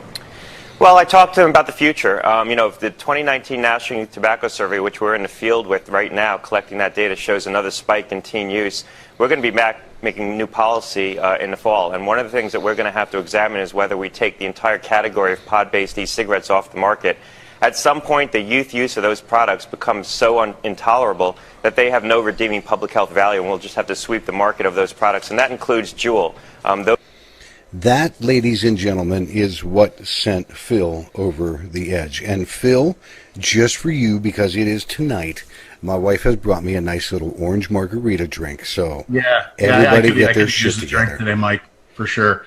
Let me repeat. Okay, so First of all, let's, before everybody starts panicking, there is some, in that clip that you just played, there's some positive stuff, okay? He seems to be focused on flavored products in the C-stores, okay? Right. And some of the stuff that Bill was just talking about, some of that is speculation, okay? So let's continue to not lose our minds. What makes me the most mad is this. At some point, the youth use of those products becomes so intolerable that they have no redeeming public health value. Yep. Scott Gottlieb is a smart man. He's a smart guy. I can't believe nonsense and bullshit like that came out of his mouth today. I can't believe it. This is like, it's the straw that broke the camel's back with me. So I'm going to just read like some of the stuff that I wrote on Taste Your Juice, because I think I rewrote it like 5 times already. Oh, wow. So let me get this straight. Scott Gottlieb and the FDA and all you other fucking groups out there who are making absolutely no sense at all. I can't believe this nonsense is happening in this country, okay? When adults who have switched from smoking, because this is what you've been telling us all along, right? Smoking is not good for us. So we found something that's better, up to 95%, maybe even better than that. We found something that's better. We're doing that now, okay? All right, so when adults who have switched from smoking to vaping, who are enjoying the at least 95% safer way of getting their nicotine and potentially not dying of cancer, okay? This equates to, that equates to no redeeming public health value. That's what that means. Because you can't control the kids who are using this product, because mom and dad don't know what little Billy or Sally are doing. Because little Billy and Sally aren't being held accountable for their own actions, it's okay that we die.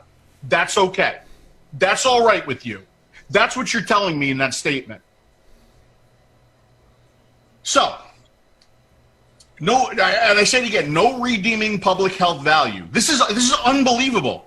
This is the direction we're heading in this country. We're listening to nonsense. We're listening. You should have heard the local news story that was played on Cape Coral this morning, where a doctor came on the news and said that vaping is just as dangerous as smoking. Jesus. That is what a professional doctor said on the news today. And of course, everybody's going to sit back and say, that's a doctor. That must be true. That's got to be true. All right? So people being healthier and not dying of cancer equates to no redeeming public health value, because you can't enforce your own laws and keep these products out of the hands of the youth. This is insane. I don't know what to say anymore. I don't know what to do anymore. This is complete insanity. What's going on right now in this country in vaping? To me, that is a big fuck you to every smoker out there and every vapor out there. Let me rephrase that. That is a big fuck you to every mature adult smoker out there and every mature adult vapor out there. Okay? Yep. Because I'm telling you, if a C-store or an online vendor or anybody sells to an underage, okay, take their license away, shut them down, sue the, what do you call it? Just a massive fine, whatever, okay? And then go after the parents, and then go after the kid. Put a charge on their record if a kid is found using. They know that they shouldn't be doing that. They're not stupid. But we have got to stop as a society and as a country of taking freedoms and rights away from mature adult people who can make their own decisions, okay, who can do the research on their own and make their own decisions, and we got to stop taking things away from us because you can't control something else or because somebody's doing something wrong someplace else. It's got to stop. That one was when you and I were on, and that was number 38, right? I believe Episode so. 38? Yes. There we go. Put it in the chat link. The thing with that is he is so passionate about what he's saying and what he's doing, and all of us are used to foul language, but it makes so much emphasis on what's going on. I had to play that one because I love Phil's rants. The same thing with Dimitri. When he has a rant that's going on, I love to put him up there. I love to say, hey, check this out. And when Pleasant, Teddy Bear, Phil goes on a major rant, it's not only serious, but how passionate he is about it. Yep. It's not just a case of, no. It's serious time. And it is, too. It is not... Phil doesn't go on a tear like that just for grins and giggles. And you could see he's animated. He was pissed. And he made a post that morning, which is why I wanted to get in touch with him. You could read his post and feel how angry the man was. It was just incredible. The next clip that I've got coming up is from episode 39 with Larry Sharp, the Libertarian. And I found that he had some really awesome kind of insight. Let's see if I can actually load this one and get this one to play correctly. How's that sound? Now, let me ask you something. You mentioned T21 and 18 and laws that are already in place. Yes. Why is it that New York and other states, none of them or all of them, why is it that they are not enforcing a law that is already in place, yet they're trying to make new laws to cover their ass? That. And that's my point. It isn't about that. It's about crushing the industry. Right. It's about crushing the industry. If it was about saving kids, they'd be doing things to save kids. It's not about saving kids. No. It was never about saving kids. It's about crushing the industry. And sadly, in New York State, it's starting to work, right? So we're trying to stop that, I hope, because I don't want to break. Look, New York, the last thing New York State, I mean, I know not your listeners are in New York State, but the last thing New York State needs is another industry to be crushed. We've gone out of our way. We crushed Bitcoin and cryptocurrency. We crushed the marijuana industry. Now we're crushing the vaping industry. We go out of our way to crush anything new. New York State loves old money, Wall Street money. We love that. Anything outside of Wall Street, we do not like. So crush, hit it with a stick. But the thing that's bad is if you look at upstate New York particularly, probably true in Ohio, I would assume also, you find two industries upstate New York who are doing very well. Beer and coffee. And it's because they can be locally grown, locally manufactured, and because they're virtually deregulated compared to what they were. And that was the big one this was the guy that ran for governor of New York. Mm-hmm. And he's saying it's never about saving kids. Big politician. That entire show, for me, was educational. There's no doubt about that. Bill, the next one that I've got coming is the one that you were talking about earlier. Representative Jason Osborne from New Hampshire. And again, this one is if you haven't seen it, it's a must watch for everybody thinking presenting, wondering about presenting, wondering about contacting legislator. There was so much information in this one. It is a must watch. This is just a small clip from that particular show. And again, massively educational all the way around. This one is from Lindsay Stroud. And she asked, can you ask how New Hampshire lawmakers might be citing things like formaldehyde and popcorn lung?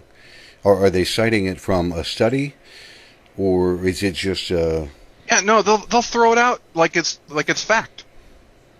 They're just, and we know that it has formaldehyde, and we know everyone's getting popcorn lung. Like, where's that coming from? Oh my God! And in some cases, you don't have an opportunity to even rebut it.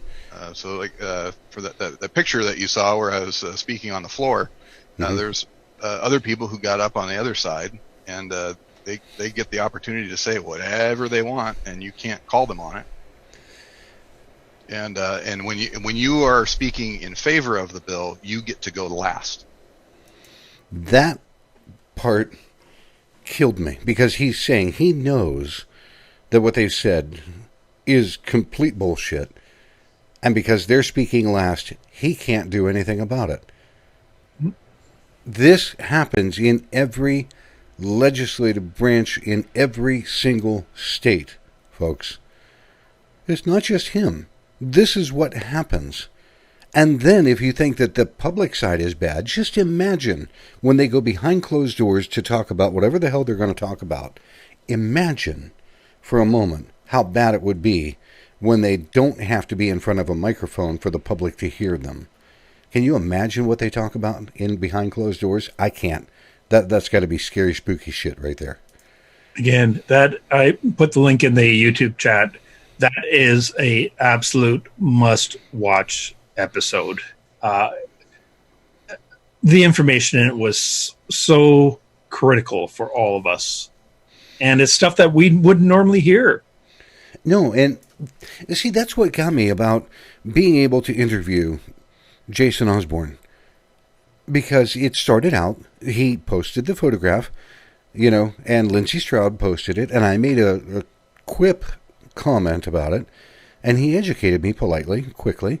I'm like, I want to talk to this man. And believe it or not, I got in touch with him, and I said, would you be interested? And he said yes, because he vapes. He gets it. He understands what we're trying to do. And then the whole show was phenomenal, because I asked him, what should we do? What can we do? And he answered all of those questions. What should we not do? Exactly. Because I don't want to walk in looking like a hillbilly or a clod, and I don't want to walk in going, F you and F this, and here's the finger, and that'll turn them off. And one of the most surprising things he said, you don't have to go dressed up as if you're an executive lawyer. He goes, that will just make you look like a lobbyist. Exactly. Go presentable, nice, clean, presentable, not torn jeans, not heavy metal T-shirts, like, well, most of my collection of T-shirts, or video games on most of my shirts. Goes, just presentable. Don't try and look like a super rich fat cat. No, because you'll turn them off. Yeah. That got me. The next clip that I've got, and I'm trying to judge and gauge because we're already getting an hour and 45 minutes. You believe this? We're going to go over again. I told you, we're going to go over. It was that 35-minute intro of the index. I know. Oh, my God, I know. I tried nudging you. I know, and I kept going. The next clip that I have coming up was from Matt Colley from Suck My Mod. And I loved talking to Matt because it was educational, again, on my behalf, But there was something that he said, it gave me, it adjusted some of my thinking and how I look at things. And I was really glad that he did it and he said it. Yeah, that sucks.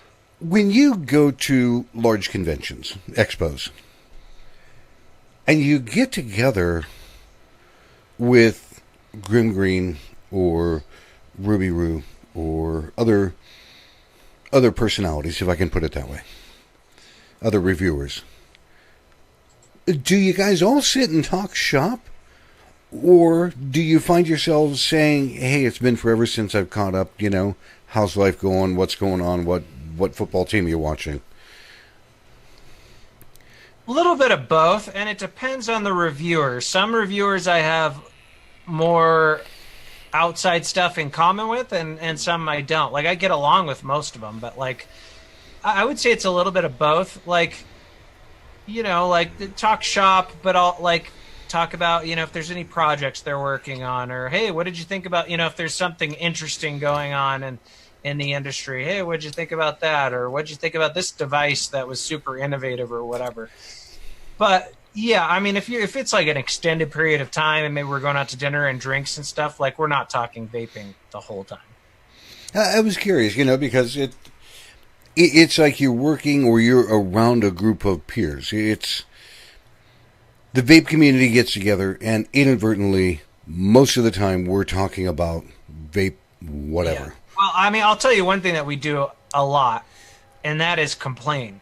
Because really, well, okay, let me explain this. When it comes to YouTubers, most people think that it's a cakewalk situation, and it's an easy job, or it shouldn't even be a job, or whatever.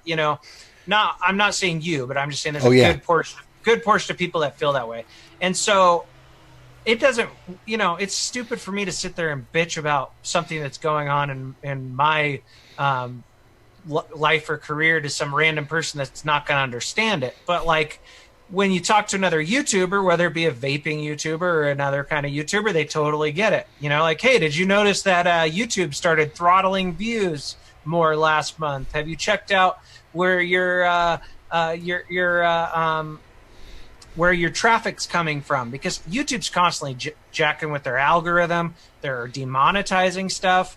They're, like last year, everybody was worried about them possibly banning vape content because they banned some of the cannabis content, and then they brought it back. Like, so they're constantly like inconsistent, and so there's stuff there, and then like, oh, check out what this troll just said to me, or this person's doing this or doing that, and so it's not like, oh, woe is us, like we think we have this horrible existence. Like, we all feel pretty lucky to be in the position we're in, but those YouTubers are usually the only ones that really understand where you're coming from, because it's a pretty niche thing, right?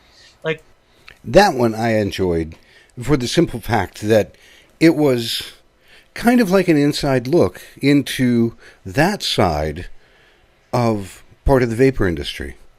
To hear him sit down and say that they get together and they complain or they talk about what's going on YouTube, and he's right. If he were to tell me some of the things that he was doing or having problems with or algorithms, I would sit here and, okay, dude, thanks. Whatever.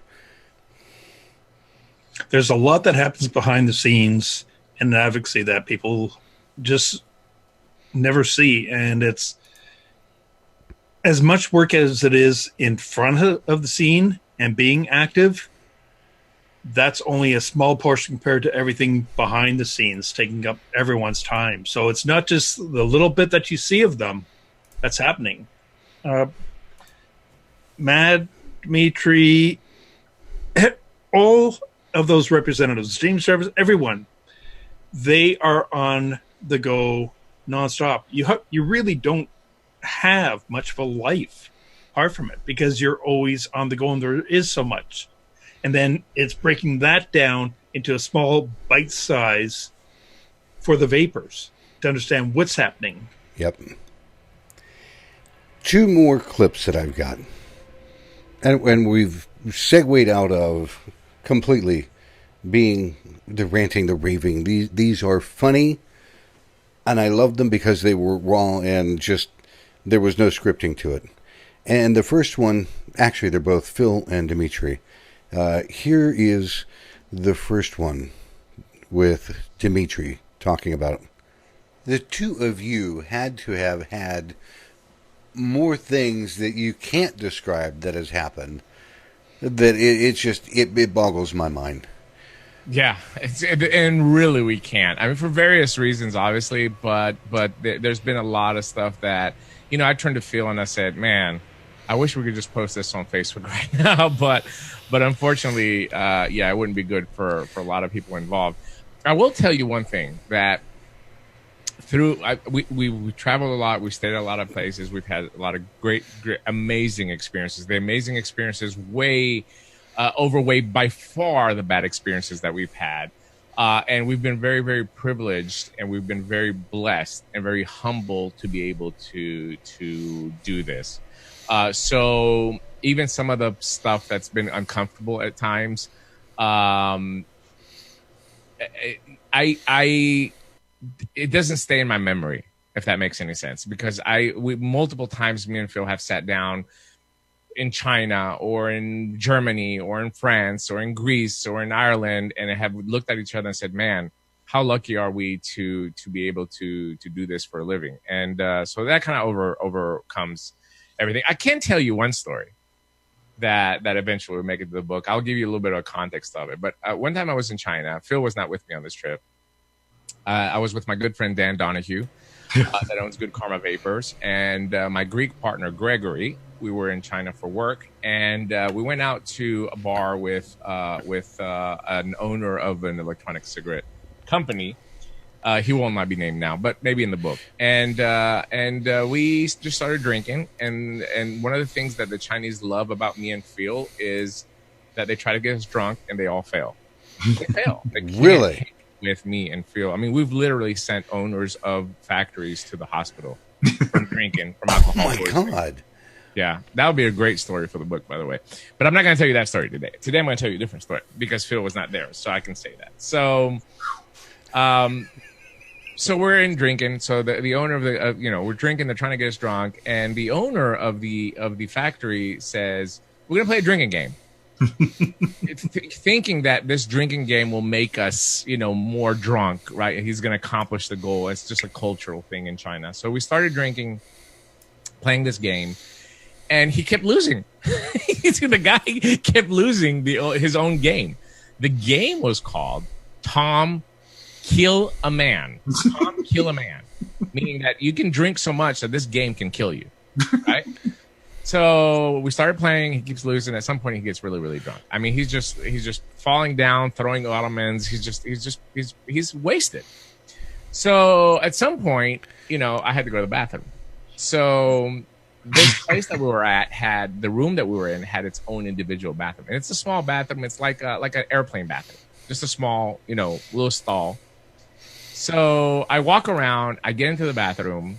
And before I close the door, this owner busts into the bathroom. I mean, literally just pushes the door, comes in, closes the door, locks the door behind him, pulls his pants down and his underwear down. It's a true story. I mean, Dan can verify. Pulls his pants down and he looks at me right in the eyes and he says to me, "Dimitri, if we are really good friends, we are going to pee together." So Mike, at this point, I had to make a determination.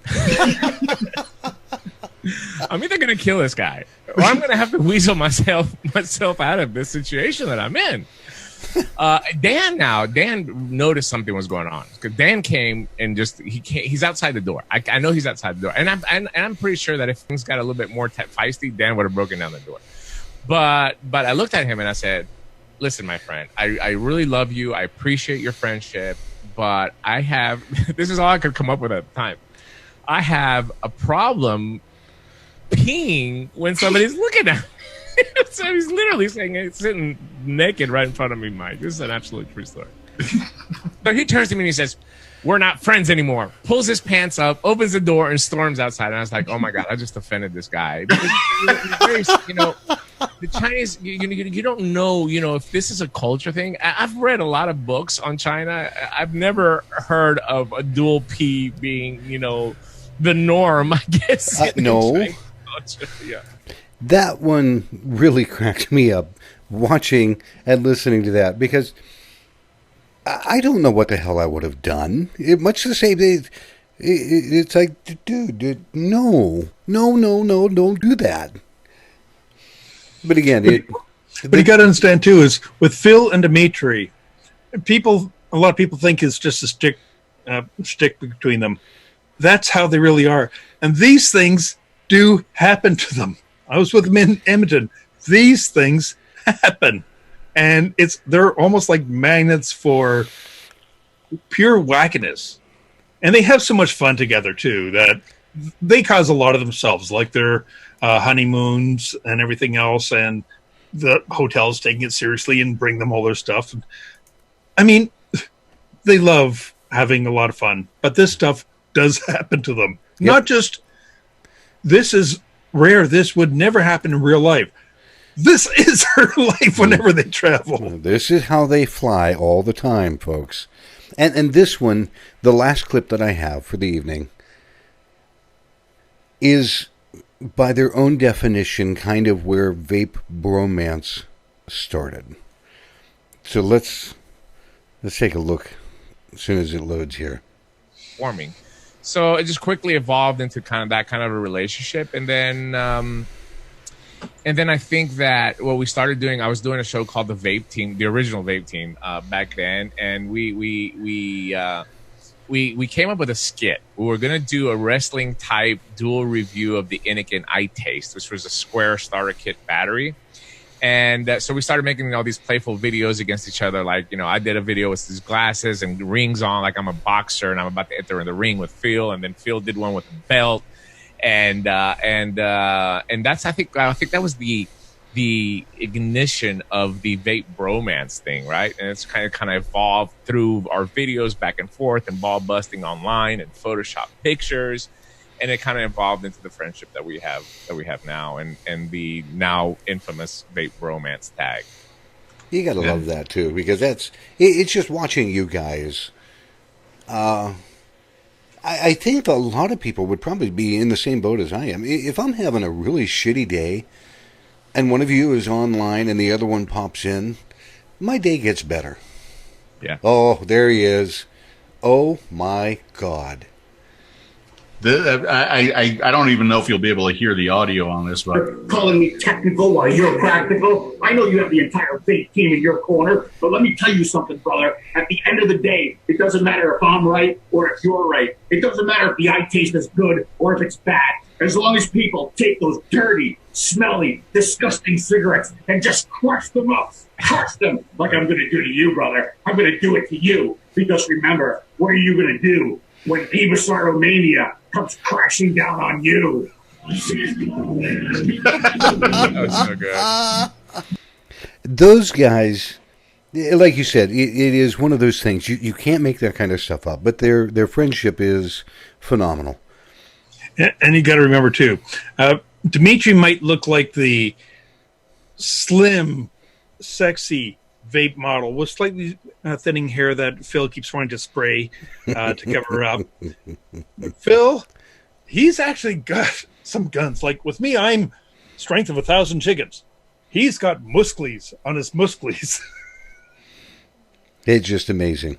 That wraps up all the clips that I have for this evening, because we actually have gone 2 hours in length. And I know the phone line lady's going to tag out here shortly. But I really Bill, I appreciate you being on the show. You were there at the very beginning. It's nice to have you here for the 52nd, a literal 1 year. But I just wanted to show people, take a look at what I really have been given an opportunity to do, because this all started with the conversation that I was having with you, Bill, about saying... Well, we're going to go over a little more. I kind of semi-warned you about this. Yeah, here it comes. Have a shoe handy? I have my shoe. Place the shoe in its proper position. Welcome to Vaping on the Mic. Your discretion advised. Now, as required, all guests must have shoe on head. So, since this is Mike's 1 year anniversary, I think we need to ask him a few questions.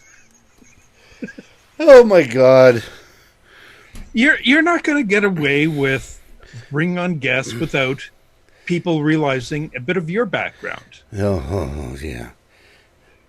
Now, I know it embarrassed you when you look back at those early shows. I really want everyone to start going back through some of the past shows right from the beginning. A lot of good information.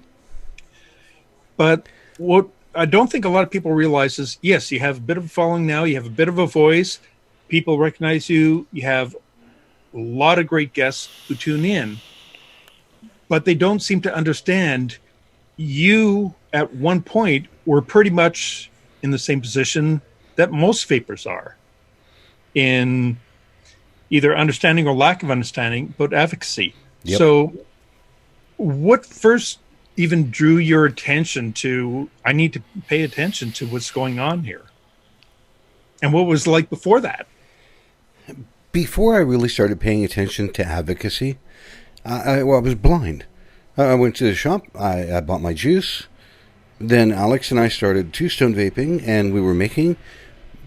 So I was just absolutely blind to what was going on. Until, because I was a business owner, I walked into a store that I was doing business with, and I asked him, have you heard anything that they want to pass a new tax? He goes, what the hell are you talking about? Now, I had been a member of OHVTA since the day that we really started business, but I was never really involved in it until that evening. Because I asked the shop owner, how can you not know what's going on? This impacts you directly. How can you not know? So I started digging into it and finding out more information. And one thing led to another. And then, this guy, folks, that you're looking at on the other side of the screen, goes, do you really want to know what's going on behind that? You can say it was one of the best things I've ever done in my life or one of the worst things that I've ever done. Because once he gave me more information and showed me what was really happening and laws, and it becomes overwhelming. It becomes such an onslaught of information that there are days you just want to lay down and cry. So it was either great because now I really have my eyes open, or it was really fucking horrible because now I've got my eyes open, you know? That's where I started at. And that's one thing I want people to understand. We get a lot of people listening to the shows, whether it's this one, the Smoker Show, Smoke Free Radio, whatever, all the other vape broadcasts out there, and you'll hear like Fag and James and Vic and everyone, Nick, all talking about the advocacy, and you hear us going yada yada yada, advocacy, this, what's happening, we need to take action. There's a reason behind it. What I want people to kind of see from your perspective, that's how you started, where, yeah, you may have got an interest in following things, but then when you really started finding out what's behind, how much more behind the scenes did you start finding super overwhelming or in actual detail compared to even just broadcasts or even from before you knew? What was like the sort of amount difference in, oh my God? When anybody starts paying attention to information and they really start looking at the information, they start to see a bigger picture. And when you start to see the bigger picture of what is happening to the vapor industry, you cannot help but see collusion, that we're being railroaded, that it's not just the state that you live in, it's not just a news story from another, it is the same damn playbook being used everywhere with one goal in mind. We don't want the vapor industry around, or we want to choke it so hard that there's only a couple people left and we can regulate the hell out of them. When I saw that and became very aware, multi-states, across states, and began really talking with people, it makes me sit back in my chair and go, oh my God, we are so screwed. We are in so much trouble. What the hell? And it makes you cringe. It did me. I don't know if it does other people, but if I sit down and look at the entire picture and all the information, it makes me cringe. I want to curl up in a ball and go lay down and fuck it. I don't want to come back out. And you see a lot of people, like I said, we get angry with posts of, oh, there's tax there. Oh, tax, bad. Oh, this ban's happening here. Bad. How overwhelming was it for you when you started finding out the actual bigger picture? Or at least, do you understand why those in the advocacy and promoting things to the vapors don't give them all the details because of how enormous it is? Did you find it, how overwhelming did you find it at first? When it finally all sunk in, And I had a very decent, I won't say thorough, because even now I don't have a thorough understanding, but I've got a good understanding. When I had a decent understanding, it was so oppressive. And I remember having conversations with you, Bill. I was going to stop manufacturing. I was going to stop doing the radio show. It was so depressing and overwhelming. I did not want to do anything anymore with vaping because it made some of my life absolutely miserable. And I didn't want that. That's how bad it was. Yeah. And that's a lot of the things that even myself, like, I don't even know how much longer I'll be doing vape distortion or other things, or if I'm going to have to take a break, I might have to take a break for 6 months, a year, and just see what happens or whatever.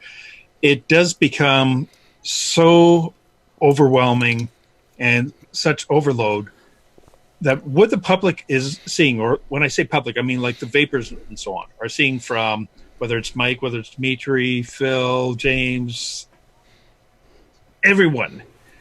What you're seeing is just such a small, very minute fraction of what's going on, and everyone's trying to keep track of all of it.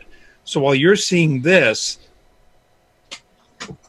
they're dealing with this, and it becomes so overwhelming so that when people don't even bother showing up for things, that's one of the reasons why there's so much frustration. It's a case of like, you can't rely on just a few people to carry the load, and it is exhausting. Yourself. Again, you had mentioned near the beginning of the show where you figured, oh, well, I can also do this show too, and this show. Tell a little bit about how you found the work. What do you expected the work overload to be, and what it turned out to be, and then when you started realizing I'm taking on too much. When I was doing vaping in the mic, it was pretty simplistic at that point. And I'm like, I want to get more information to more people, because this was right before that tipping point of I want to go away from it all. I want to do more. I'm excited. I want to show more. I want to interview people. I want to do things. But the time consumed, and I will tell people the exact same thing I said earlier. The guy sitting here on the screen with me told me, don't overtax yourself. Don't overdo it. And did I listen? No, of course not. I thought, yeah, I'm okay. Wrong. I was not okay. I did a couple of shows of Rewind. I did one show. It became so cumbersome. Because here again, I do vaping in the mic. I don't get paid for it. I take time away from my family and my friends. All of that because I enjoy doing vaping in the mic. Now, multiply that by 3 and a little bit more. Now I've really taken a lot of time away from my family. It was really difficult going on the road, doing an interview, coming back home, editing everything. And I can't function doing all of those shows. I would love to. But if I didn't have my day job, if I weren't working and trying to get Two Stone moving again, if I weren't doing all these other things in my life, maybe I could. But and even just with the information overload. It was horrible. Yeah. It was horrible. It was like working 5 full-time jobs. That's how tired I was at the end of the week when I did that. I'm like, oh my God. And I had then all of the overload hit. Mm-hmm. And I had no desire to go back out on the road. I had no desire. It just went, and it came to a stop. I'll do them again sometime, but they'll be few and far between. Yeah, the burnout is real. And that's what people don't understand. They figure, oh, well, yeah, but you guys are doing so well and you've got all these people and you're getting the message out. We're getting the message out to the vapors. And it's always the same crowd of vapors. So we're only talking in a little tiny circle here. Mm-hmm. And the information is critical because it has to spread. But people got to realize that you got to participate, or hell, set up your own shows even. Just to discuss, pick an event or pick your local area. Here's what I had a meeting with my legislator. Here's what happened. Just do that. You don't need anything fancy. Throw on a cam. Just go on YouTube. Just don't worry about the fancy backgrounds. Don't worry about openings or anything else, or fancy shots or images or green screens like we're using. Just go share the information. Don't expect thousands and thousands of people to flood to you. But just having that little bit of information, if one person picks it up, they might use even a snippet, be able to use it for something else. And it's those little snippets. All we try and do is not say, here's what you have to do, here's what you're doing, here's the exact science, here's exactly, we know everything. We don't know everything. But what we try and do is just get people thinking. Here is a little bit of the bigger picture. Here's what we need to watch out for. Yep. And you put that out, and then it lets people, at least when they go out there, spread it out. They're going to their local shop. They might suddenly go, by the way, do you understand why this is happening or how they're sneaking this through? And I know you keep referencing me, but in all honesty, folks, all I did was when Mike had a few questions, I'd try and point him into some directions, maybe give a few little tips and so on. This man has done the work himself. I mean, like from the beginning, you were worrying about different little things, and I just made little suggestions, but you're the one who picked it up. And as you started understanding, and I knew the information I was giving you, even about some of the stuff behind the scenes, and I only get a fraction of what's happening. I try and keep track internationally. That's why we've also got another group, not just Vape Distortion, but I've got a private group where I try and keep. Hold on, folks. You have to understand, this man lives on Vancouver Island, all the way on the west coast of Canada, okay? I'm in Ohio. I get this chat message that says, did you see your local news? And it's early in the day. Hell no, I haven't seen my local news. I've been too upset with that. Check it out. It's about a city near me, an hour away from me, that was getting ready to look at passing a T21. And he already had the information for it before I even knew about it. And it's my state and an hour away from me. And I didn't know, but he did. So that tells you how much information he's dealing with. When he's talking vape distortion, it's a ton of information.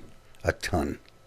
No, what you see on Vape Distortion is actually just a small part. Then there's another private group, which I only use strictly for the advocates. Again, it's because if I put everything out, a lot of people won't see the connections or the big pictures, and it becomes information overload.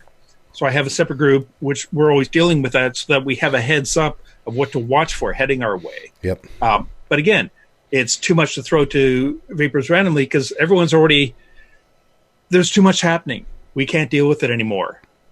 And so I keep that separate, but just going through, I try and read every single article before I post, whether in the private group or in the regular page, and try and read through, see what might make a little snippet, and then I try and just put it into a snippet. I'm going through about 200 or 300 articles a day. I know you are. And the thing is, I am getting old. I'm actually beyond Phil old. I don't have Skechers because they don't come in men's sizes, only in little tiny girly feet. Yeah, all right, folks, hold on. He says men's sizes, right? I'm a guy, I would think. And I wear a size 11 shoe. That's kind of like a men's size shoe, right? This guy wears a size 19. So when you say men's size shoes... 17 to 19. My 19 is the most comfortable. That's my 19. That was my most comfortable shoe, except it's falling apart. I've had to glue it back together. Right now I've got a pair of extra wide 17s so I can get by with them. So when if I have to go dress shoes, I don't like wearing these. I can put up with them for a day. They're semi-dress shoes, but I can't wear them long because my toes are like this by the end of the day. My feet hurt so much. These I was only able to get in 16s, but no. All right, so when you say men's size shoes, see, it fits properly. It fits the head nicely. Same as the 19. But you talk really tiny little dainty girly feet, which is the size that Skechers makes. And I told him, if Skechers puts out a pair in my size, get them for me, and I will gladly wear them on camera. I will talk about how comfortable they are and how fashionable they are, but they don't make them for me. Yeah, so, men's size shoes. Fuck. Men's size my ass. And fucking elephant shoes. Anyhow. Hey, they're great for walking on water. Yeah, I'm sure. Get behind the speedboat. Don't even have to take your damn shoes off. Skis inserted. Don't laugh. I on was my 9 feet. months old first time I went water skiing in Cold Lake, Alberta. I'm serious. No, I actually did have little tiny skis, though, for those, not my regular feet. Oh, Lord. Now I don't bother with the skis. Yeah. But, no, so I want people to understand how much time, how much work, and especially just having to set schedule time every week. And so appreciate it, share it.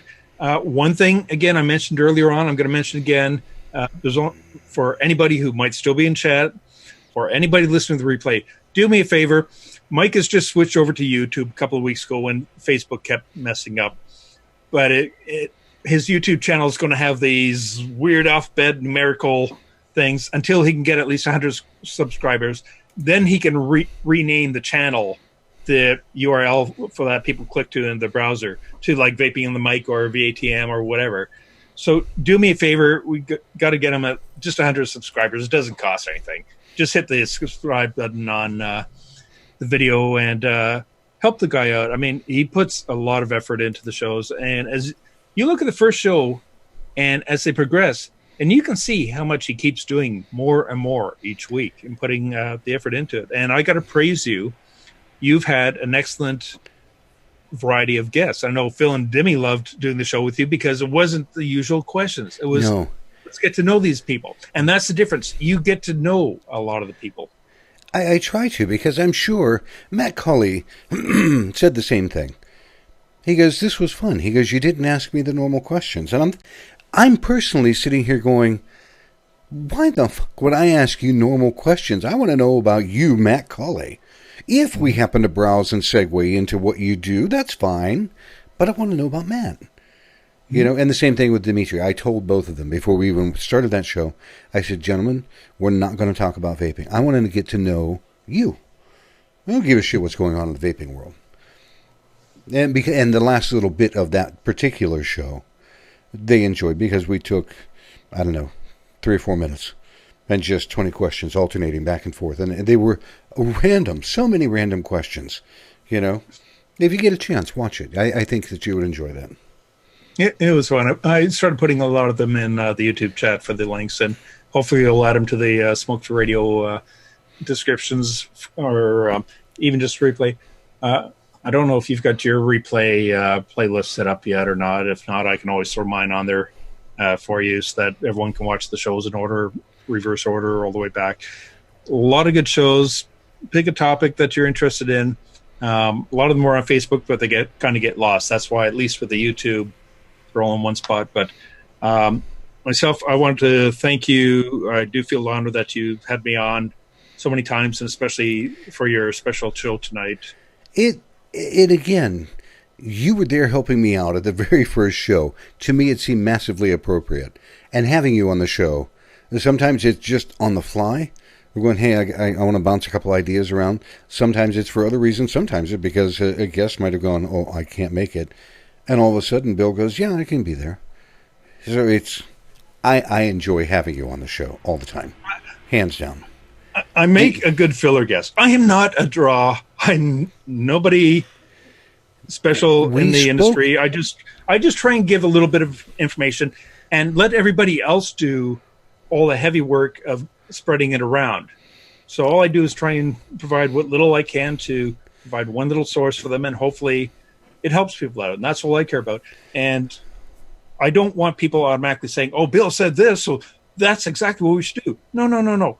Don't automatically take everything I say as, here's what you have to do. What I do is I put it out there. I want you to think. Pro, con, doesn't matter to me which way you go.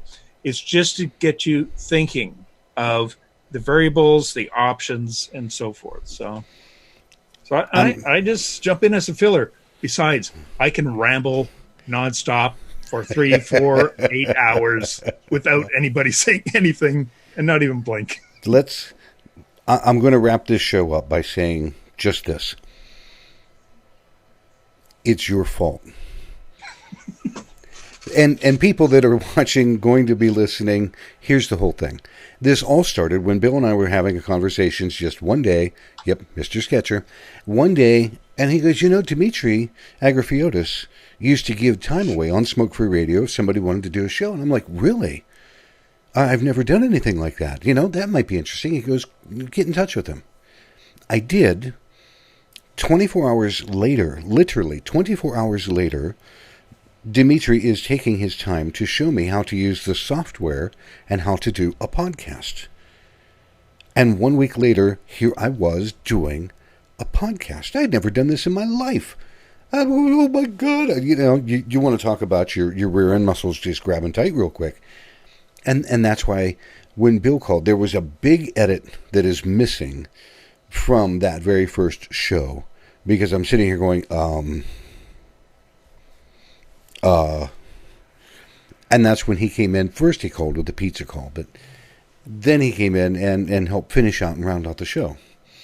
But all of this started from a simple conversation that has morphed into, I have more electronic gizmos and garbage going on than I could even shake a stick at that I never had before. I started with this little tiny mixer. Now I got a bigger mixer. I got I got a mic. I got a laptop going. I got dual screen monitor. It's just, oh my God. One thing you don't have, and I will say, I've tried watching your shows, the replays in it, and you do look much better. VR, Mike. You got to go VR. You actually look half decent in simulated 3D. You almost look like you're a real person. I want to look like Max Headroom. That's what I want to do. Worked with them. I know. I've seen it. For the people that don't know, the man that you're looking on the screen with me is a retired actor that has worked with... Folks, if you look up Bill Tarling on the IMDb, okay, which is the movie database on the net, you look up Bill Tarling, the man's on there. He has credits to his name. That's actually a pretty partial list. I lost track of so many things that that is actually a very partial list, but I don't really pay attention to it. I don't think of it as anything special. Because you were doing it at the time. That's what you love to do. But you've worked with William Shatner. You've worked with Snoop Dogg. You have worked with the guy from the Addams Family. You have worked with so many notable people that to you was part of your job, part of what you do. They were just people.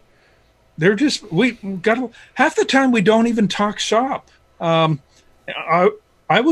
very fortunate in that if I had to work all my life just to get a holiday to do something that I wanted to do, what would I do? Exactly the same thing I was doing for all my work. And with these people, let's say out of my my top 3 performers that I would love to have worked with, I worked with 2 of them. There's only one that I never had a chance to. I was very fortunate. But even with Brian Dennehy, who was actually my number 2 on my list that I'd want to work with. Worked with him a number of times. First time I actually got to meet him, we were both in makeup. We're sitting there for about half an hour. We aren't talking shop, we're talking about saddles. Because my family was into a lot of horse, whether equestrian riding, Western riding, roping, gaming, everything. And we're talking about saddles. And so people forget celebrities are just people that, hey, you talk to. But folks, don't let this guy bullshit you. He has worked with extremely notable people, and yet here he is helping a guy like me do a show like this. A guy like you. You put the time and effort out. You're out there helping people. That's kind of people I like to try and help. And all I'm doing is answering a few little questions and advice as just things I've picked up. Nothing special. You are the one doing the work. And that's what it's all about. It's not a case of who can be the most famous, who can be the biggest ego, who can have the most followers, who can have the... It's a case of you're putting out the effort. You take the credit. I don't I didn't do much. I just gave you a little nudge. That's it. A little nudge, he says. You're still going to blame me, aren't you? This was one of the things that we spoke about early on, literally within the first show, within a couple of hours. And he says, don't expect a large following right away or ever. And I said, literally, I'm not worried about the number of people that are following. I'm worried about the message and the content that we can put out. Mm-hmm. And it's still that way. If one little bit makes it to somebody who passes it along and that reaches just one right ear, that one little bit can spread to enormous ideas. And it can. And it's happened. It happened in my family. One of my family members happened to catch an early show, and it helped her understand about vaping because her niece was vaping, and she was very concerned. And she watched the show. When she was done watching the show, she had a better understanding and went to her niece and said, okay, that's better than smoking. I'm proud of you. And it continues from there, you know? All right. Bill, thank you so much for being on the show tonight. It's been a blast. It's been an absolute blast.